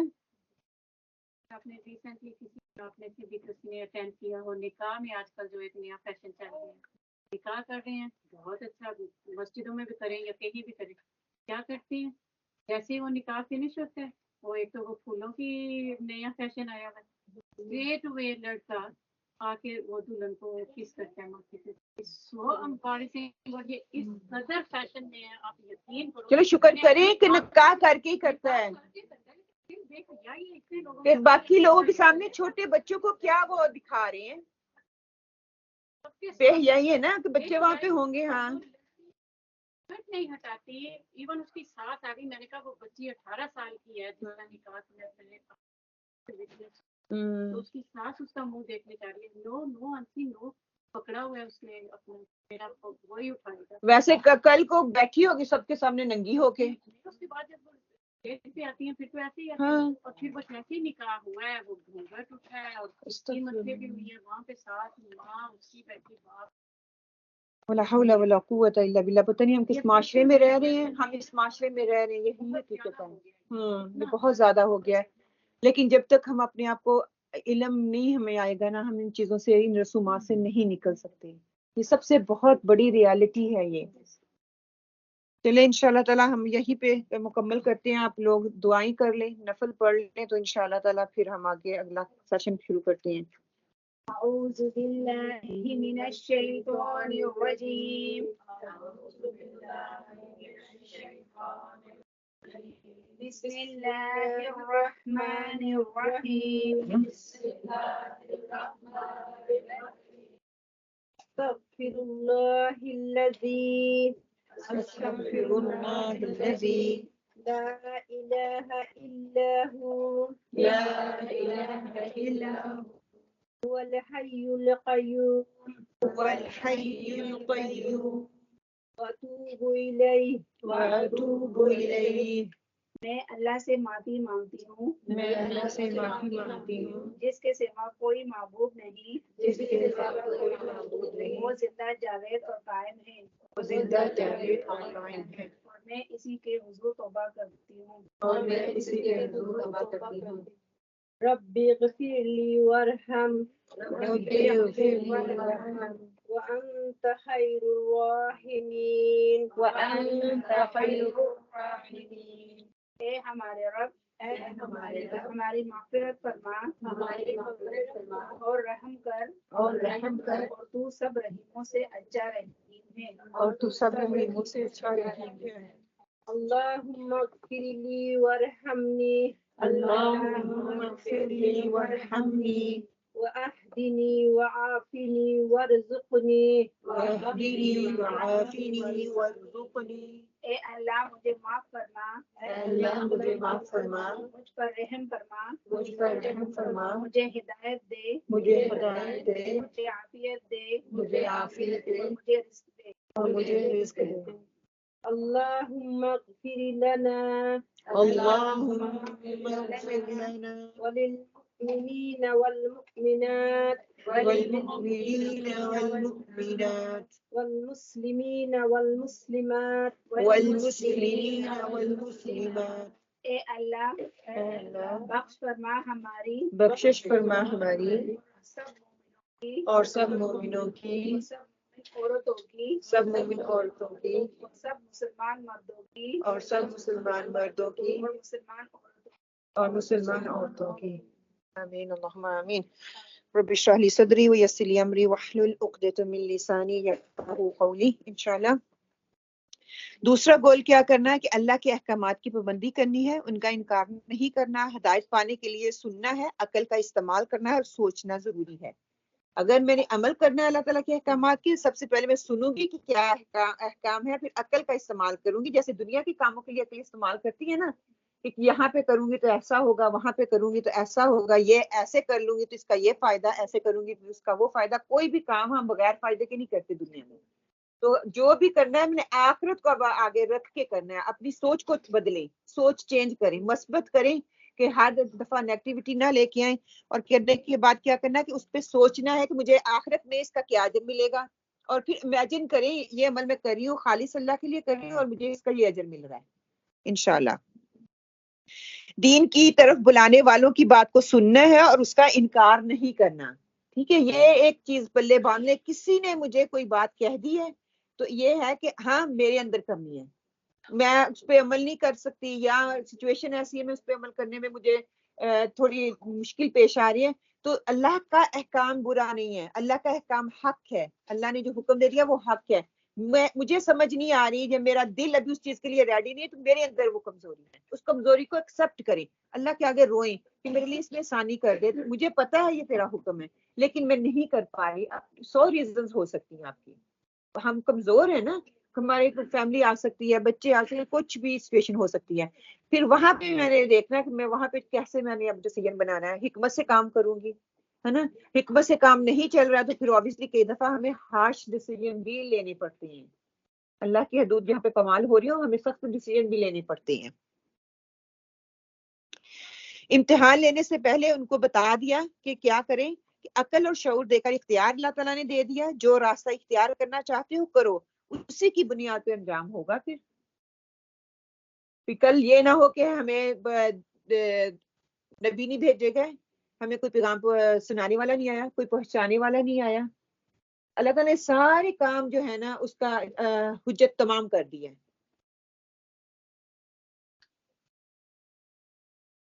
نجات کا انحصار 2 ہی باتوں پر ہے وہ کیا ہے کہ خیر خواہ کی بات سن کر اس پر عمل کرنا ہے اور اگر عمل کرنے میں مشکل پیش آ رہی ہے تو اسی سے مدد لے لیں اسی سے پوچھ لیں اس کا کیا حل ہو سکتا ہے کوئی ایسا دوست رکھ لیں کوئی ایسا مطلب کہ ایسی صحبت میں بیٹھنا شروع کر دیں تاکہ آپ کے اس کو عمل کو اپنانے میں آپ کے لیے آسانی ہو جائے مشکل کئی دفعہ ایسی ہوتی ہے صحبت اور ہوتی ہے کوئی مجھے کہہ کچھ اور رہا ہوتا ہے جیسے بچوں کو بھی ہم کہتے ہیں نا کریں سارا دن دیکھیں 9 سے لے کے 3 o'clock 2:30 ٹائم کر دیا وہ اسکول میں ہوتے ہیں ان کے انفلوئنس میں ہوتے ہیں گھر میں جب وہ تھوڑی دیر کے لیے ہمارے پاس آتے ہیں تو وہ ہماری بات نہیں سنتے کہ ان کے جہاں پہ وہ سراؤنڈنگ ہے وہ کہاں سے کیسے نکالیں گے. وہ بھی ہماری مجبوری ہے. اللہ کا علم دنیا کا علم حاصل کریں گے تو اللہ کے علم تک پہنچیں گے نا وہ.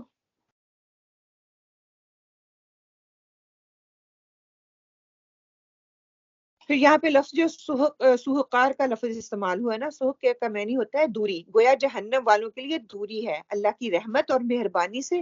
اب یہی تمہارا ٹھکانہ ہے اور یہیں پہ جلتے رہو. اب یہاں سے کوئی نکالنے والا نہیں آ سکتا. ضم کا لفظ استعمال ہوا. ضم کہتے ہیں ایک گناہ، اور اس کی جمع جو ہے ذنوب کا لفظ استعمال ہوتا ہے. لیکن ان کے گناہ تو اتنے ہیں، یا ہمارے گناہ تو اتنے ہیں. اگر ہم آج کے حساب سے دیکھیں کہ یہ آیت ہمارے پہ نازل ہو رہی ہے، ہمارے تو اتنے گناہ ہیں. اللہ تعالیٰ نے واحد کا صیغہ کیوں استعمال کیا؟ تو اس کے حوالے سے اسکالرز کہتے ہیں کہ اس کو جاننے کے لیے ضرورت ہے کہ کون سا ایک گناہ ہے جو اس کو جہنم میں لے جائے گا. تو مفسرین ڈفرنٹ اس کی جو میننگز دیتے ہیں. پہلا کہتے ہیں کہ نہ سننا نہ سمجھنا، یہی اس کو دوزخ میں لے کے جا رہا ہے. دوسرا کہتا ہے کہ شرک اس نے کیا، اللہ کے ساتھ شریک ہے، وہ اس کو دوزخ میں لے کے جا رہا ہے. اور تیسرے کا opinion یہ ہے کہ وہ ایک گناہ جو سارے گناہوں کا خلاصہ ہو سکتا ہے، کہ اتنے گناہ کرنے کے بعد ایک ہی گناہ اللہ کی نافرمانی، واپس جہاں بھی آئے نا تو وہ واپس وہیں پہ شرک پہ آ جاتی ہے. اللہ تعالیٰ کی بات نہ مانیں گے تو جتنے بھی گناہ کریں تبھی ہم کر رہے ہیں نا. ایمان بالغیب والوں کا انعام کیا ہے کہ ان الذین یخشون ربهم بالغیب لهم مغفرۃ واجر کبیر. بے شک جو لوگ اپنے پروردگار سے غائبانہ طور پر ڈرتے رہتے ہیں ان کے لیے بخشش ہے اور بہت بڑا ثواب ہے.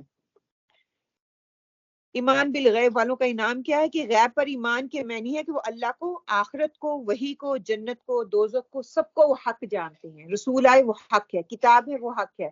ہمارا ایمان مفصل بھی ہے نا، ایمان مجمل اور ایمان مفصل، ہمارا اس پہ ایمان ہے. اگر ہم ایمان نہیں لے کے آتے تو ہمارا ایمان مکمل نہیں ہے. اور اسی میں یہ ساری چیزیں آ جاتی ہیں کہ اللہ کے دین پر جو بھی ایمان لے کے آئے گا بن دیکھے ہوئے نہیں، بن دیکھے جو ایمان لے کے آئے گا نا اور اس پہ جم جائے گا اور اس سے ڈرتے رہیں گے، اور وہ اللہ تعالیٰ کا جو ہے خوف جو ہے اس کا ان کے اوپر طاری ہو جائے گا کہ اللہ کے خوف سے وہ عمل چھوڑ دیں گے کہ اللہ تعالیٰ ہم سے ناراض نہ ہو جائے. تو ان کے لیے پھر خوشخبری ہے. لیکن ایمان غیب کے ساتھ اس کو مان جانا کہ غیب بن دیکھے، غیب کو کہتے ہیں بن دیکھے، جو چیز میں نے دیکھی نہیں ہے. فار ایگزامپل جیسے ہم کہتے ہیں نا، میں آپ کو کہوں کہ فلاں بندے نے وہ چیز کھائی تو ہم کہیں گے ہم نے تو نہیں دیکھا اس نے کھائی، کیونکہ ہمیں پتہ ہی نہیں ہے. اگر آپ وہاں پہ وٹنس ہو گے تو آپ کو بولا جائے اس بندے نے وہ چیز کھائی تو کہیں ہاں میں اس کا وٹنس ہوں، میں نے کھائی ہے. کون سی چیز کو ماننا زیادہ آسان ہے؟ جو چیز آپ نے دیکھی اس کو ماننا آسان ہے، جو بغیر دیکھے ماننا آسان ہے؟ جو دیکھی ہے، جس نے آنکھ اور دل اور ہر چیز نے تصدیق کر دی. یہاں پہ رہتا ہے بن دیکھے آپ جو ایمان لے کے آئے گا. جب اللہ تعالیٰ نظر آ جائیں گے نا تو وہ تو آسان کام ہو گیا. اللہ تعالیٰ نظر آ گیا، جنت دوزخ نظر آ رہی ہے، اس پہ عمل کرنا تو آسان ہو جائے گا. ایمان کا تقاضا ہے کہ بن دیکھے اس پہ ایمان لے کے آنا ہے. خوف خداوندی حکمت ہے کہ آپ صلی اللہ علیہ وسلم نے فرمایا حکمت کی جڑ اور بنیاد ہی اللہ تعالیٰ کا خوف ہے. اللہ کا خوف مشاہدے سے نہیں بلکہ رسولوں کے بتلانے اور کتابوں کے پڑھنے سے یقین آتا ہے. بڑا حکیم وہی ہے جس کے اندر خوف خدا پیدا ہو جائے، جو اس سے سیکھ جائے.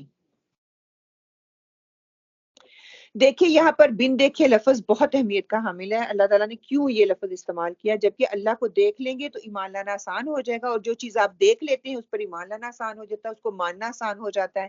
اس کی مثال میں ایسے دیتی ہوں کہ جیسے پولیس ہے، جب آپ کو نہیں پتا ہو تو بھاگے جا رہے ہوتے ہیں، ایز سون آپ پولیس کو دیکھ لیں آپ لمٹ میں آ جاتے ہیں، آپ کو اپنی حدود کا پتہ چلنا شروع ہو جاتا ہے. یا کوئی چور چوری کرتا ہے، پولیس وہاں پہ ہو تو وہ کیا کرے گا؟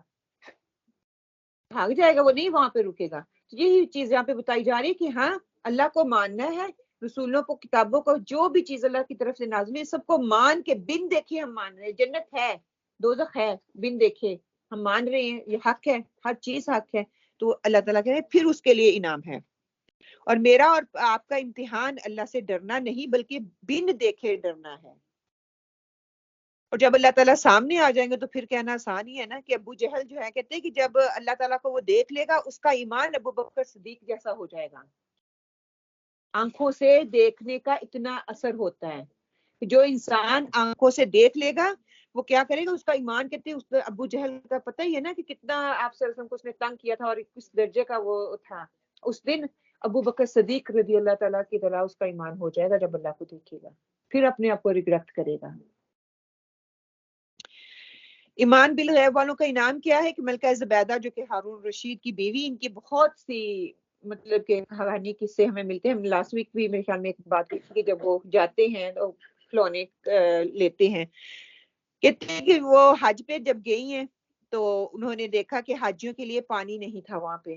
پوچھا کیوں، کیا وجہ ہے؟ تو کہتی ہے کہ پانی کی قلت ہونے کی وجہ سے اتنا پانی نہیں ہے. تو واپس جب حج کر کے جاتی ہیں اپنے ملک سے، وہاں سے نہر کھدواتی ہیں. وہ نہر کہتے ابھی بھی وہ ہے. ہاں، اس وقت جب یہ سارا انتظام نہیں تھا تب جتنے حاجی جاتے تھے اسی سے فائدہ اٹھاتے تھے. تو اللہ نے ایسی تو بشارت نہیں نہ دے دی کہ جنت ہے ان کے لیے.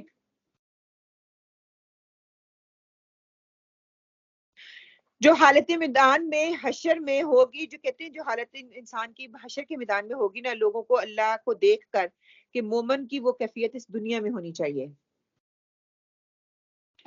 جو حشر کے میدان میں اللہ کو دیکھ کے انسان کیا کرے گا؟ ڈرے گا، خوشی ہوگی، کہنا ماننے کو دل کرے گا، ہے نا. تو وہ کیفیت ایک مومن کی دنیا میں رہتے بھی ہونی چاہیے. اس کو ہر پل یہ ہمارا یقین اور ایمان ہے کہ اللہ ہمیں دیکھ رہا ہے. جب وہ دیکھ رہا ہے تو پھر اوبیسلی ڈر تو ہوگا نا کہ بندہ مجھے دیکھ رہا ہے. میں آپ کے سامنے آپ کو کوئی ایسی حرکت کرنے کے لیے کہوں تو آپ کو نہیں، مجھے لوگ سارے دیکھ رہے ہیں، اب نہیں کرو گے.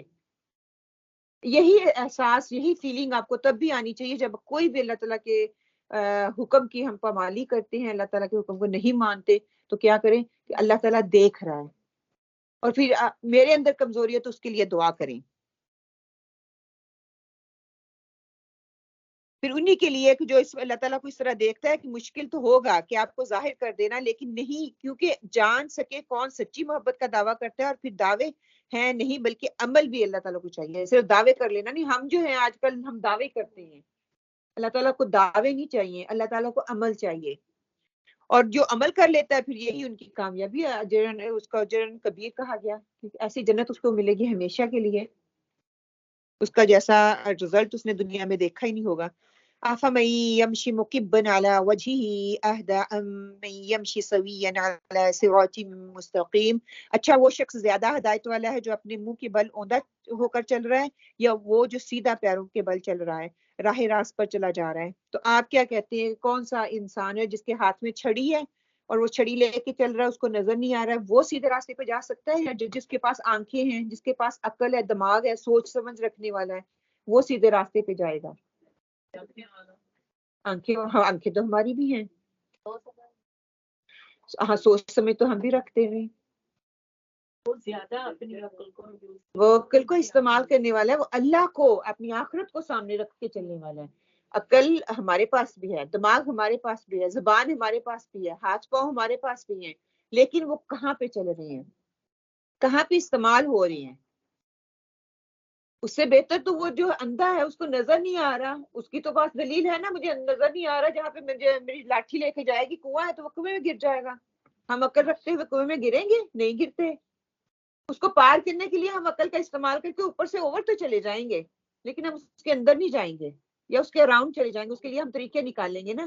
تو اللہ تعالیٰ یہاں پہ یہ کہہ رہے ہیں کہ سیدھا چلنے والا اس کو مومن کہا گیا ہے، اور جو نہیں سیدھا چلنے والا وہ کافر ہے، انکار کرنے والا ہے. سیدھے راستے پر چلنے والا مومن ہے، اس کا اعتقاد درست ہے، اس کا عقیدہ درست ہے، وہ اعمال کرتا ہے، اسی لیے کر رہا ہے، اچھے اعمال کر رہا ہے کہ اللہ کے لیے. اور جو اوندے منہ چلنے والا ہے اس کا عقیدہ فاسد ہے، وہ شرک کرنے والا ہے، وہ کفر کرنے والا ہے، انکار کرنے والا ہے، اور اس نے ضرور گھڑے میں گرنا ہی ہے. کیونکہ وہ اللہ تعالیٰ کی جو اللہ تعالیٰ نے حدود رکھ رہی ہے اس کو پامال کر رہا ہے نا. اپنی حدود سے باہر نکل رہا ہے تو اس کے لیے نقصان ہے. ایسا شخص کبھی کامیاب نہیں ہو سکتا. سیدھا چلنے والا ہی صراط مستقیم پر ہے، جو آنکھیں کھول کے عقل کا استعمال کر کے غور و فکر کر کے تدبر کر کے اپنا نفع نقصان سوچ کے قدم اٹھانے والا بندہ. ہم نے اپنی زندگی میں کئی ایسے لوگوں کو دیکھا ہے، کئی لوگ ہوتے ہیں نا بہت ہی جلدی کام کرنے والے ہوتے ہیں کہ نہیں، جلدی کا کام جو ہے شیطان کا ہے. کچھ لوگ ہوتے ہیں آپ کو ایسے ملیں گے کچھ سوچ سمجھ کے کام کرتے ہیں، کچھ ایسے ڈھیلے ملیں گے کہ وہ 3 دن مشورہ ہی، ہاں 3 دن وہ مشورہ ہی کرنے سوچنے پہ ہی لگا دیں گے. نہ تو اتنی تیزی لگاؤ نہ اتنا ڈھیلا پن دکھاؤ، مطلب درمیانہ راستہ اختیار کرو.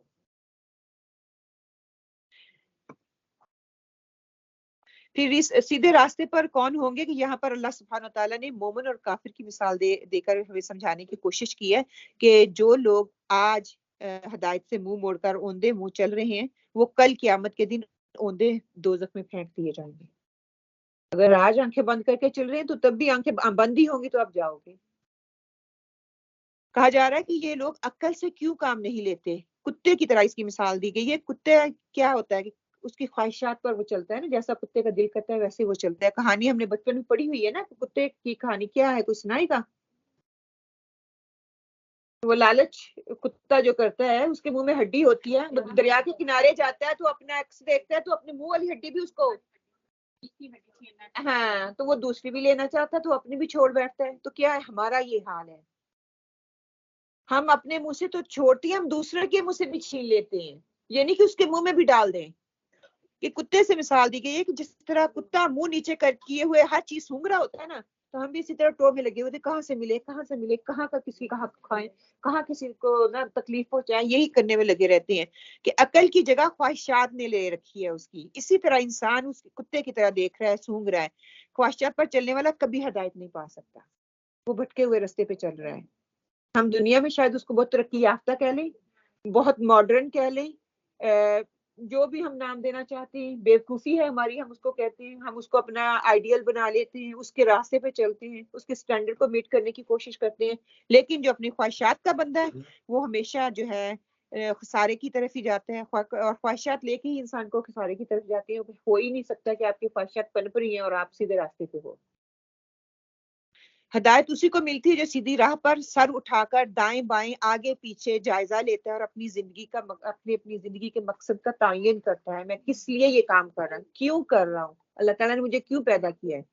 میں ایگزامینیشن ہال میں بیٹھا ہوا ہوں, میرے پاس لمیٹڈ ٹائم ہے اور میں نے پرچہ حل کرنا ہے. پرچے کے جواب مجھے دے دیے گئے, کیا میں ریڈی ہوں, کیا میرے نمبر پورے آئیں گے, کیا مجھے وہ ڈگری مل جائے گی, کیا میرا حساب کتاب جب میرے ہاتھ میں دیا جائے گا وہ دائیں ہاتھ میں آئے گا. یہ سارے کوسچن پوچھیں گے تو ہم کام اس طرح صحیح طریقے سے کام کرنے کے قابل ہوں گے. ورنہ پھر وہی ہے جس طرح سارے کر رہے ہیں ہم بھی کر رہے ہیں, ہم بھی ساری سب کے دوڑ میں لگے ہوئے ہیں. بار بار وہی کئی دفعہ ایسا ہوتا ہے کہ اقلیت حق پہ ہوتی ہے, اکثریت نہیں. اب یہاں پہ اکثریت کو کہہ رہے ہیں کہ وہ صحیح ہے اور اقلیت جو ہے وہ تو بیوقوف ہے. اور قرآن پاک میں اللہ تعالیٰ بار بار ذکر کرتے ہیں جو ایمان والے ہیں تم لوگ اس کو بیوقوف کہتے ہو, اس کا مذاق اڑاتے ہو.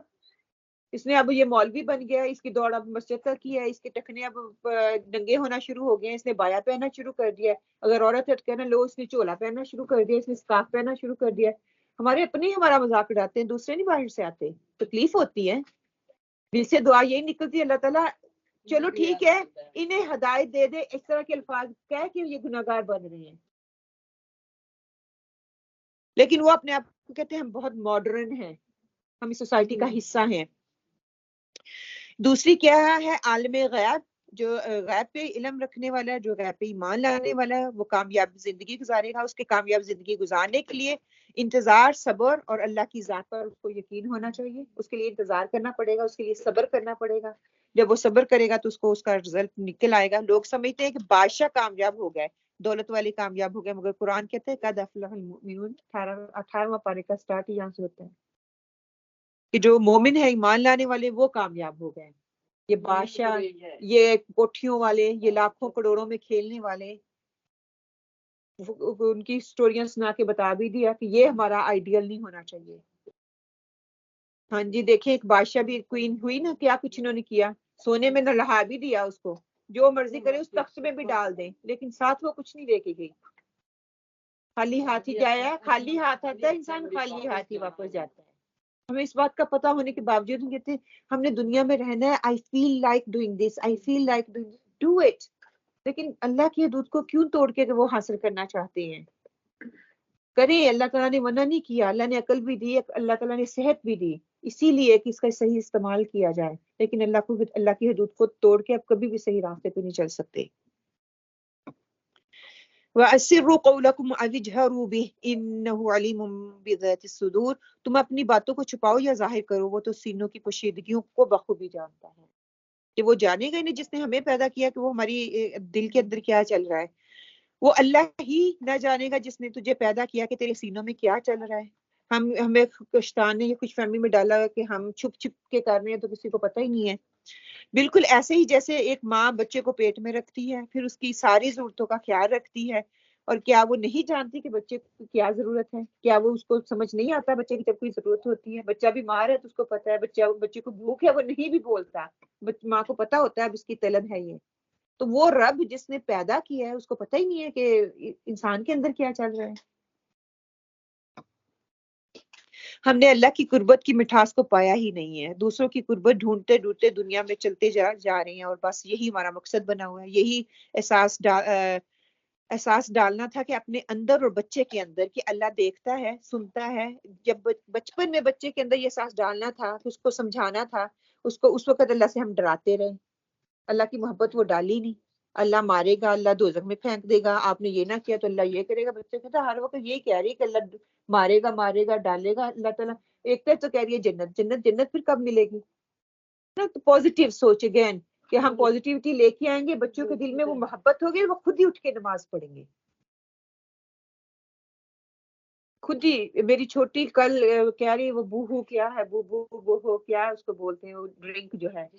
ممی آئی وانٹ، کہ ٹائم ہی نہیں ملتا تھا. میں نے کہا نہیں آج نہیں کل پتہ نہیں کل کیوں. میں نے کہا چلو لے لو، حتیٰ کہ ٹائم جب مسجد مدرسہ فنش کرتے کافی لیٹ ہوتا ہے. میں نے کہا جاؤ لے آؤ. وہ اتنی خوشی کہتی اللہ نے ممی کے دل میں ڈال دی، اللہ نے ممی کے. میں کہا ہاں اللہ نے ممی کے دل میں ڈالنی، ممی نے نہیں لے کے دی، اللہ نے ممی کے دل میں ڈالی. کہتی یو نو وائی ممی، کہ کل میں اس کو سوئی ہوئی تھی چھوڑ کے آ گئی گھر میں نا، تو وہ پیچھے فون کیا رو رہی تھی، میں نے تو مسجد جانا تھا تو میں نے کہا واک کر کے آ جاؤ. پہلی دفعہ ہی آئی. کہتی آئی فیل سو پراؤڈ کہ مسجد کے لیے میں واک کر کے گئی ہوں، اور اللہ نے اسی کا مجھے گفٹ دیا ہے. جیسے ہم ڈالیں گے ویسا ملے گا. جیسے میری بیٹی ہے 6 سال کی، تو میں نے اس کو نا بتایا جنت کا، تو کہتی ہے ماما میرے ساتھ میری فرینڈ بھی ہوں گی کلاس میں. جو میں نے کہا ہاں جو مسلمان ہیں وہ ساری ہوں گی. دوسرے دن واپس آئے کہتی ہے ماما آج میں نے نا جو میری کرسچن فرینڈ تھی ان کو بولا اللہ کو بلیو کرو، مسلمان ہو جاؤ، میرے ساتھ جنت میں.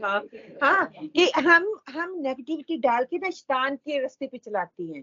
یہ چیز ہمیں سمجھ نہیں آتی. اب دیکھیں ان کی ریسرچ میں یہ کہہ رہی ہے نیگیٹو بندہ آپ کو نیگیٹو ویو دیتا ہے، پازیٹیو ویو دے وہ بچے کے اندر ایک خوشی پیدا کرتا ہے اور ان کو موٹیویٹ کرتا ہے. ہم بھی دیکھیں نا، ہمیں ہماری کوئی تعریف کرے ہم پھول جاتی ہیں، ہمارا دل کرتا ہے ہم یہ کام کریں. ہر ایک بندہ بوڑھا بھی ہوگا نا، کسی کی آپ تعریف کریں گے وہ اس چیز کو دیکھے گا. تو اپنی سوچوں کو پازیٹیو کریں. غور و فکر کرنے سے سوچ پازیٹیو ہوگی. اگر ہم غور و فکر نہیں کرتے تو سوچ پازیٹیو نہیں ہوگی. ہر بات کو گھما پھرا کے اللہ پہ لے آئیں. بس یہی مرکز ہونا چاہیے کہ یہ دائرہ آپ کو نظر آ رہا ہے، بیچ میں اللہ سبحانہ تعالیٰ کی ذات اور سراؤنڈنگ ہماری لائف ہے. ہر چیز اللہ کی طرف اس کو موڑ کے لے آئیں. کیوں نہ بچپن سے جب وہی دماغ میں ڈالیں گے تو ان کو اس بات کا ضرور احساس ہوگا. قُلْ هُوَ الَّذِي ذَرَأَكُمْ فِي الْأَرْضِ وَإِلَيْهِ تُحْشَرُونَ، کہہ دیجئے کہ وہی ہے جس نے تمہیں زمین میں پھیلا دیا اور اس کی طرف تم اکٹھے کیے جاؤ گے.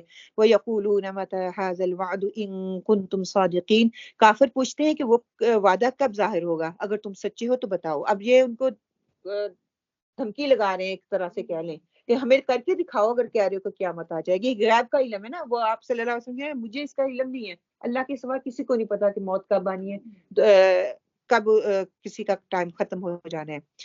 ترمذی شریف کی روایت ہے کہ آپ صلی اللہ علیہ وسلم نے 4 چیزوں کو انسان کی بنیادی حقوق میں شمار کیا. کھانے کے لیے خوراک، اور اس کے بغیر زندہ انسان نہیں رہ سکتا. پینے کے لیے پانی، اور وہ بھی انسان کی ضرورت ہے. جسم ڈھانپنے کے لیے لباس، اور ٹھہرنے کے لیے جگہ. یہ 4 چیز بنیادی ہیں. اچھا آج کل اسکالرز نے 2 چیزیں اور اس میں ڈال دی ہیں وچ از میک سینس. اگر ہم دیکھتے ہیں آج کی لائف میں 2 چیزیں اور کیا ہیں کہ بنیادی حیثیت حاصل رکھتی ہے، صحت اور تندرستی. ٹھیک ہے، صحت ہوگی تو ہم اللہ تعالیٰ کی جتنی بھی ہے نا وہ کام کر سکتے ہیں. جہاد ہو گیا، نماز ہوگی، روزہ ہوگی، حج ہو گیا، جو بھی ہے وہ ہم کر سکتے ہیں. تندرستی ہوگی تو ہم تندرستی سے عبادت اللہ تعالیٰ کریں گے، اس میں خوشی و خضوع آئے گا. تو آج کے اسکالر یہ کہتے ہیں یہ 2 چیزیں بھی اس میں ایڈ کر لیں. جو آپ سے 4 بنیادی چیزیں بتائیں اس میں 2 اور ایڈ ہو جائیں تو 6 ہو جائیں گے. یہ صرف ہماری یہ ضرورت ہے. انہیں کو جب ہم ایکسٹینڈ کرتے ہیں تو پھر خوراک کو ایکسٹینڈ کر دیا تو کہاں تک لے گئے، لباس کو ایکسٹینڈ کر دیا تو حدودیں پار کر دی، توڑ دی. پانی کو ایکسٹینڈ کر دیا تو کیا ورائٹی آ گئی. دیکھیے وہی 4 چیزیں سبحان اللہ میں صبح سے سوچ رہی ہوں کہ واقعی صحیح بات ہے. گھر کو اللہ یہ 4 بنیادی چیزیں تھی جو کہ لیونگ کے لیے چاہیے تھی، ہم لوگوں نے اس کو نا نیسسٹی میں لے آئے ہیں.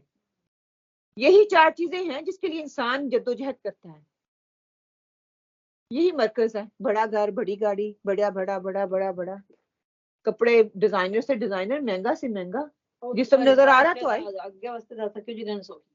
جی کہ یہ بیسک 4 چیزیں ہمیں دی تھی زندگی گزارنے کے لیے. تو کہ سفر کر رہے ہو ضرورت پڑے گی، یہ نہیں کہ وہیں پہ ٹھکانہ بنا کے بیٹھ جاؤ، اسی کے پیچھے گھوم جاؤ. ٹرین تو پھر چھوٹتی ہی ہے نا، پھر وقت پہ نہیں پہنچ سکو گے. اللہ کا کرم ہے کہ اس نے نہ صرف زندگی دی بلکہ ہمیں نعمتیں بھی دی. الحمدللہ ایسی نعمتیں جن سے اللہ کی ذات اور صفات کو جان سکیں. اللہ کی ذات ابدی ہے اور یہ اللہ کی صفت ہے. وہ جنت دے گا، یہ بھی اس کی صفت ہے. وہ ہر کام کے لیے کن فیکون کہتا ہے، یہ بھی اس کی صفت ہے. اللہ تعالیٰ نے ہمیں جتنی نعمتیں دی یہ ساری اللہ کی صفت ہے. انسان کی فطرت ہے کہ انسان ہمیشہ ترقی چاہتا ہے، بڑے عہدے ہوں، بڑے عہدے پہ فائز ہوں، ہر چیز مطلب بڑی بڑی، میری میری میری اور بڑی. اس پہ ہم آگے کی طرف سوچتے ہیں. یہ سوچتا ہے کہ شاید اس کو ان چیزوں سے اطمینان حاصل ہو جائے گا، شاید میرے پاس زیادہ پیسے ہوں گے تو میں سکون کروں گا، شاید میرے پاس زیادہ پیسے ہوں گے تو میں لگژری لائف جی لوں گا. دیکھا ہے نا بڑے بڑے لوگوں کو رات کو نیند نہیں آتی. یہ سکون اللہ کے قرآن سے جڑنے سے آئے گا، اللہ کی قربت سے آئے گا. یہ پیسہ، دولت، سامان، کپڑے جو بھی ہم کر لیں، اللہ یہ کبھی بھی آپ کو سکون اطمینان نہیں دے سکتے. اللہ تعالیٰ نے کیا ہے؟ اللہ تعالیٰ نے وعدہ کیا ہے کہ جنت میں نے اس میں اطمینان رکھ دیا، سکون میں نے جنت میں رکھ دیا. ہم بیوقوف ہم دنیا میں ڈھونڈ رہے ہیں. علم نہ ہونے کی وجہ سے ہم دنیا میں اپنے سارا وقت، اپنی جوانی سارا کچھ صرف کر رہے ہیں نا. اللہ تعالیٰ نے جنت میں ہمیشہ کی ہوگی، وہاں محنت یہاں پہ کرنی ہے. اور کیا ہے کہ وہاں پہ نہ دکھ ہوگا، نہ آپ کے پسینے سے بو آئے گی، نہ آپ کو تھکاوٹ ہوگی، نہ آپ کو خوشیوں کے لیے محنت کرنی پڑے گی. مطلب دنیا میں محنت کر جائے، آخرت میں ہر چیز ابدی اور ہمیشگی والی ہے. خوشیاں، کوئی غم آپ کے پاس ٹپکے گا نہیں، کوئی پریشانی آپ کے پاس آئے گی نہیں، کوئی بیماری آپ کے پاس آئے گی نہیں. ہر چیز آپ جوان ترو تازہ، مطلب کہ ہر چیز جو آپ کھاؤ گے، دن میں 100 دفعہ کھاؤ گے تو 100 دفعہ اس کا ٹیسٹ ڈفرنٹ ہوگا، دیکھنے میں آپ کو سیم لگے گی. جس طرح دنیا میں اللہ کی اتنی نعمتیں، آپ کو اتنی ورائٹی نظر آتی ہے، وہاں پہ تو 99% اللہ تعالیٰ کی جو رحمتیں ہیں وہاں پہ 99 ہے، وہ ہمیں دکھائے گا وہ کیسے ہوں گے. سبحان اللہ، اس کا ہم سوچ بھی نہیں سکتے. جہنمیوں کا پچھتاوا کیا ہوگا کہ قیامت اچانک آئے گی. کہ قرآن میں آتا ہے کہ یہ ایک بڑی اور بھاری بوجھل خبر ہے اور تمہارے پاس اچانک ہی آ جائے گی. لوگ غفلت میں پڑے ہوں گے اور قیامت اچانک آ جائے گی. دیکھ لیے ابھی جو زلزلہ ہے، سب سے بہترین مثال ہمارے سامنے. جو تو اٹھے سوئے ہوئے، جو خوش قسمت ہوں گے، شاید کوئی نماز پڑھ رہا ہو، اچھا گمان بھی رکھے، شاید کوئی قرآن پڑھ رہا ہو، شاید کوئی اللہ کے آگے حاضر ہوا ہوا ہو، اور کئی ہوں گے بے خبر سوئے ہوئے ہوں گے، پتہ ہی نہیں چلا. اور رات کو جب ہم سوئے تھے اپنا محاسبہ کیا کسی نے کہ نہیں کیا؟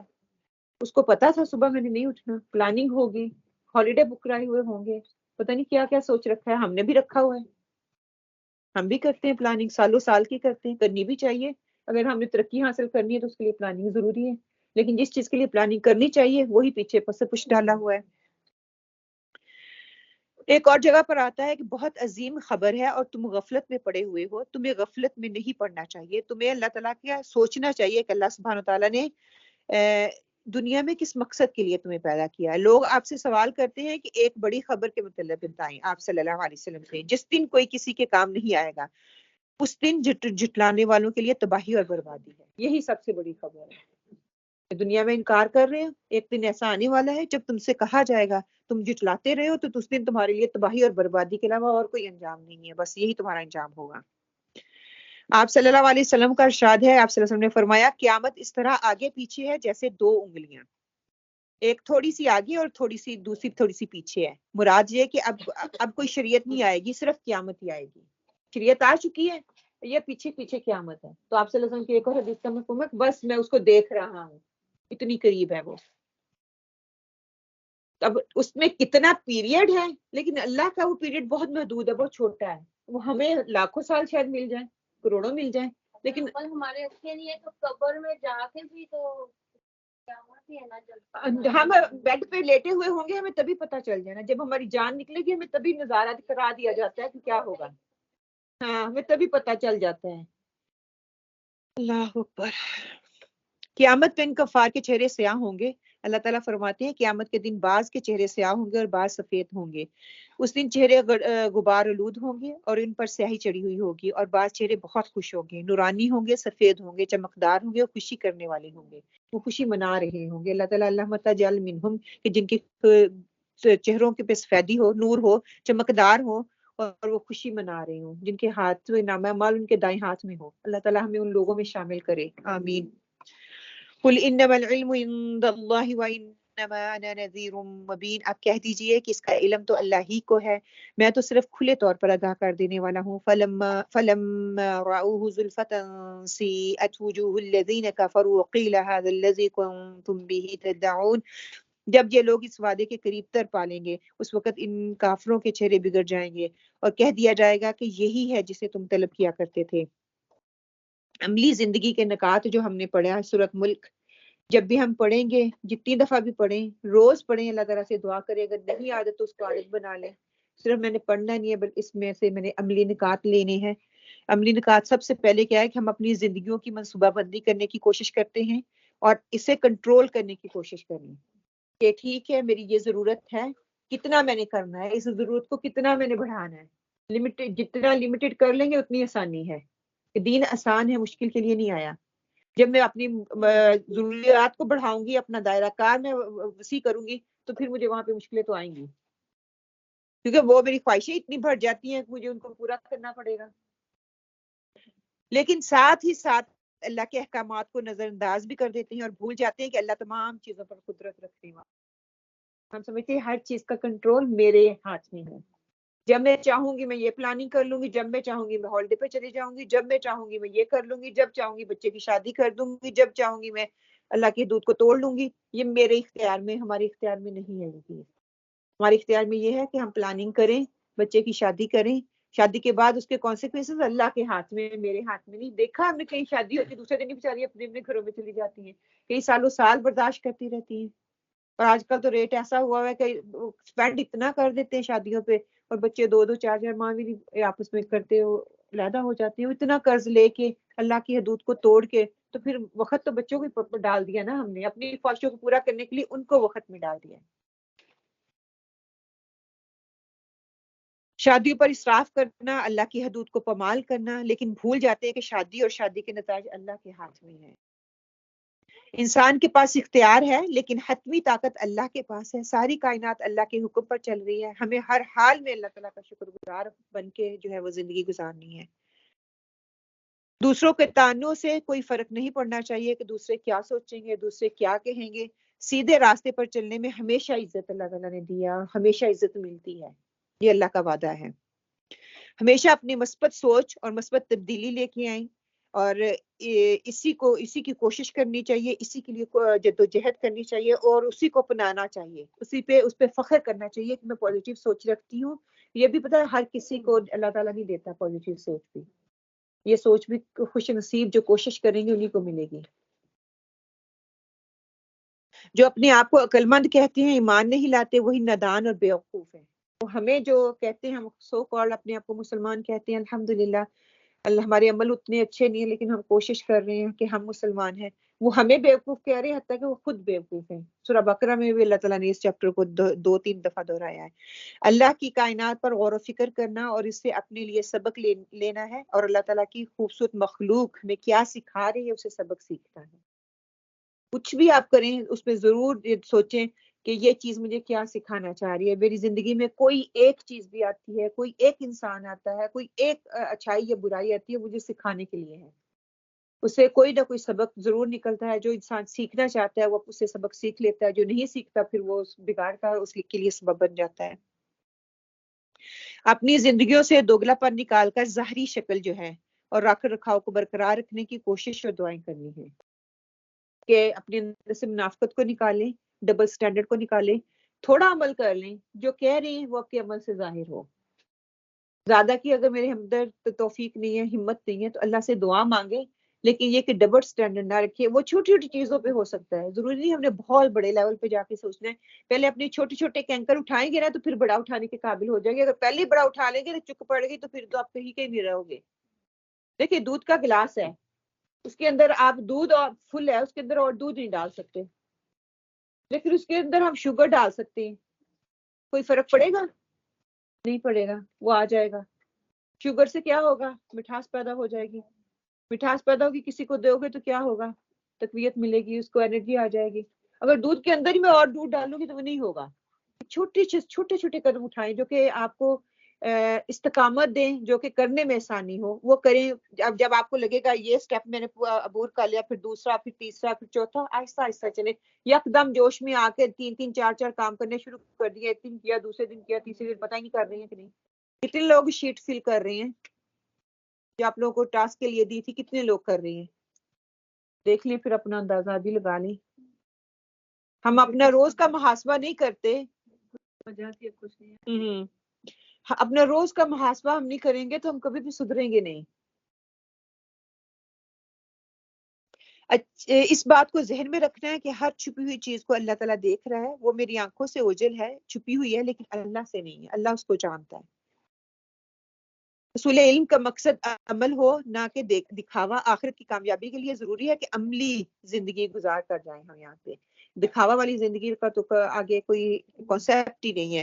اور میرا مقصد بھی یہ نہیں ہونا چاہیے کہ علم لے رہی ہوں اس لیے کہ مجھے لوگ کہیں کہ واہ واہ واہ اس کے پاس بہت علم ہے۔ میرا مقصد یہ ہونا چاہیے میری عمل بدل جائے، میری زندگی بدل جائے، میرے اندر پازیٹیو سوچ آ جائے، مجھے اللہ کی قربت حاصل ہو جائے۔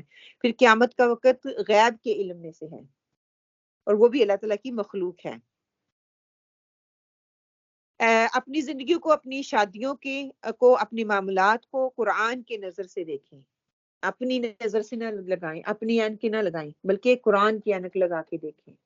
تو میری جتنے بھی معاملات ہو رہے ہیں، جتنی بھی میری شادیاں ہو رہی ہیں، جو بھی میری زندگی کا معاملہ ہے، ہر الف سے لے کے یہ تک جتنے بھی معاملات ہو رہے ہیں، شاید چھوٹے چھوٹے معاملات میں ہم کبھی کبھی غور کر ہی لیتے ہیں، لیکن بڑے بڑے معاملات جو ہوتے ہیں نا، اس پہ ہم اللہ تعالیٰ کی حدود کو زیادہ پامال کرتے ہیں۔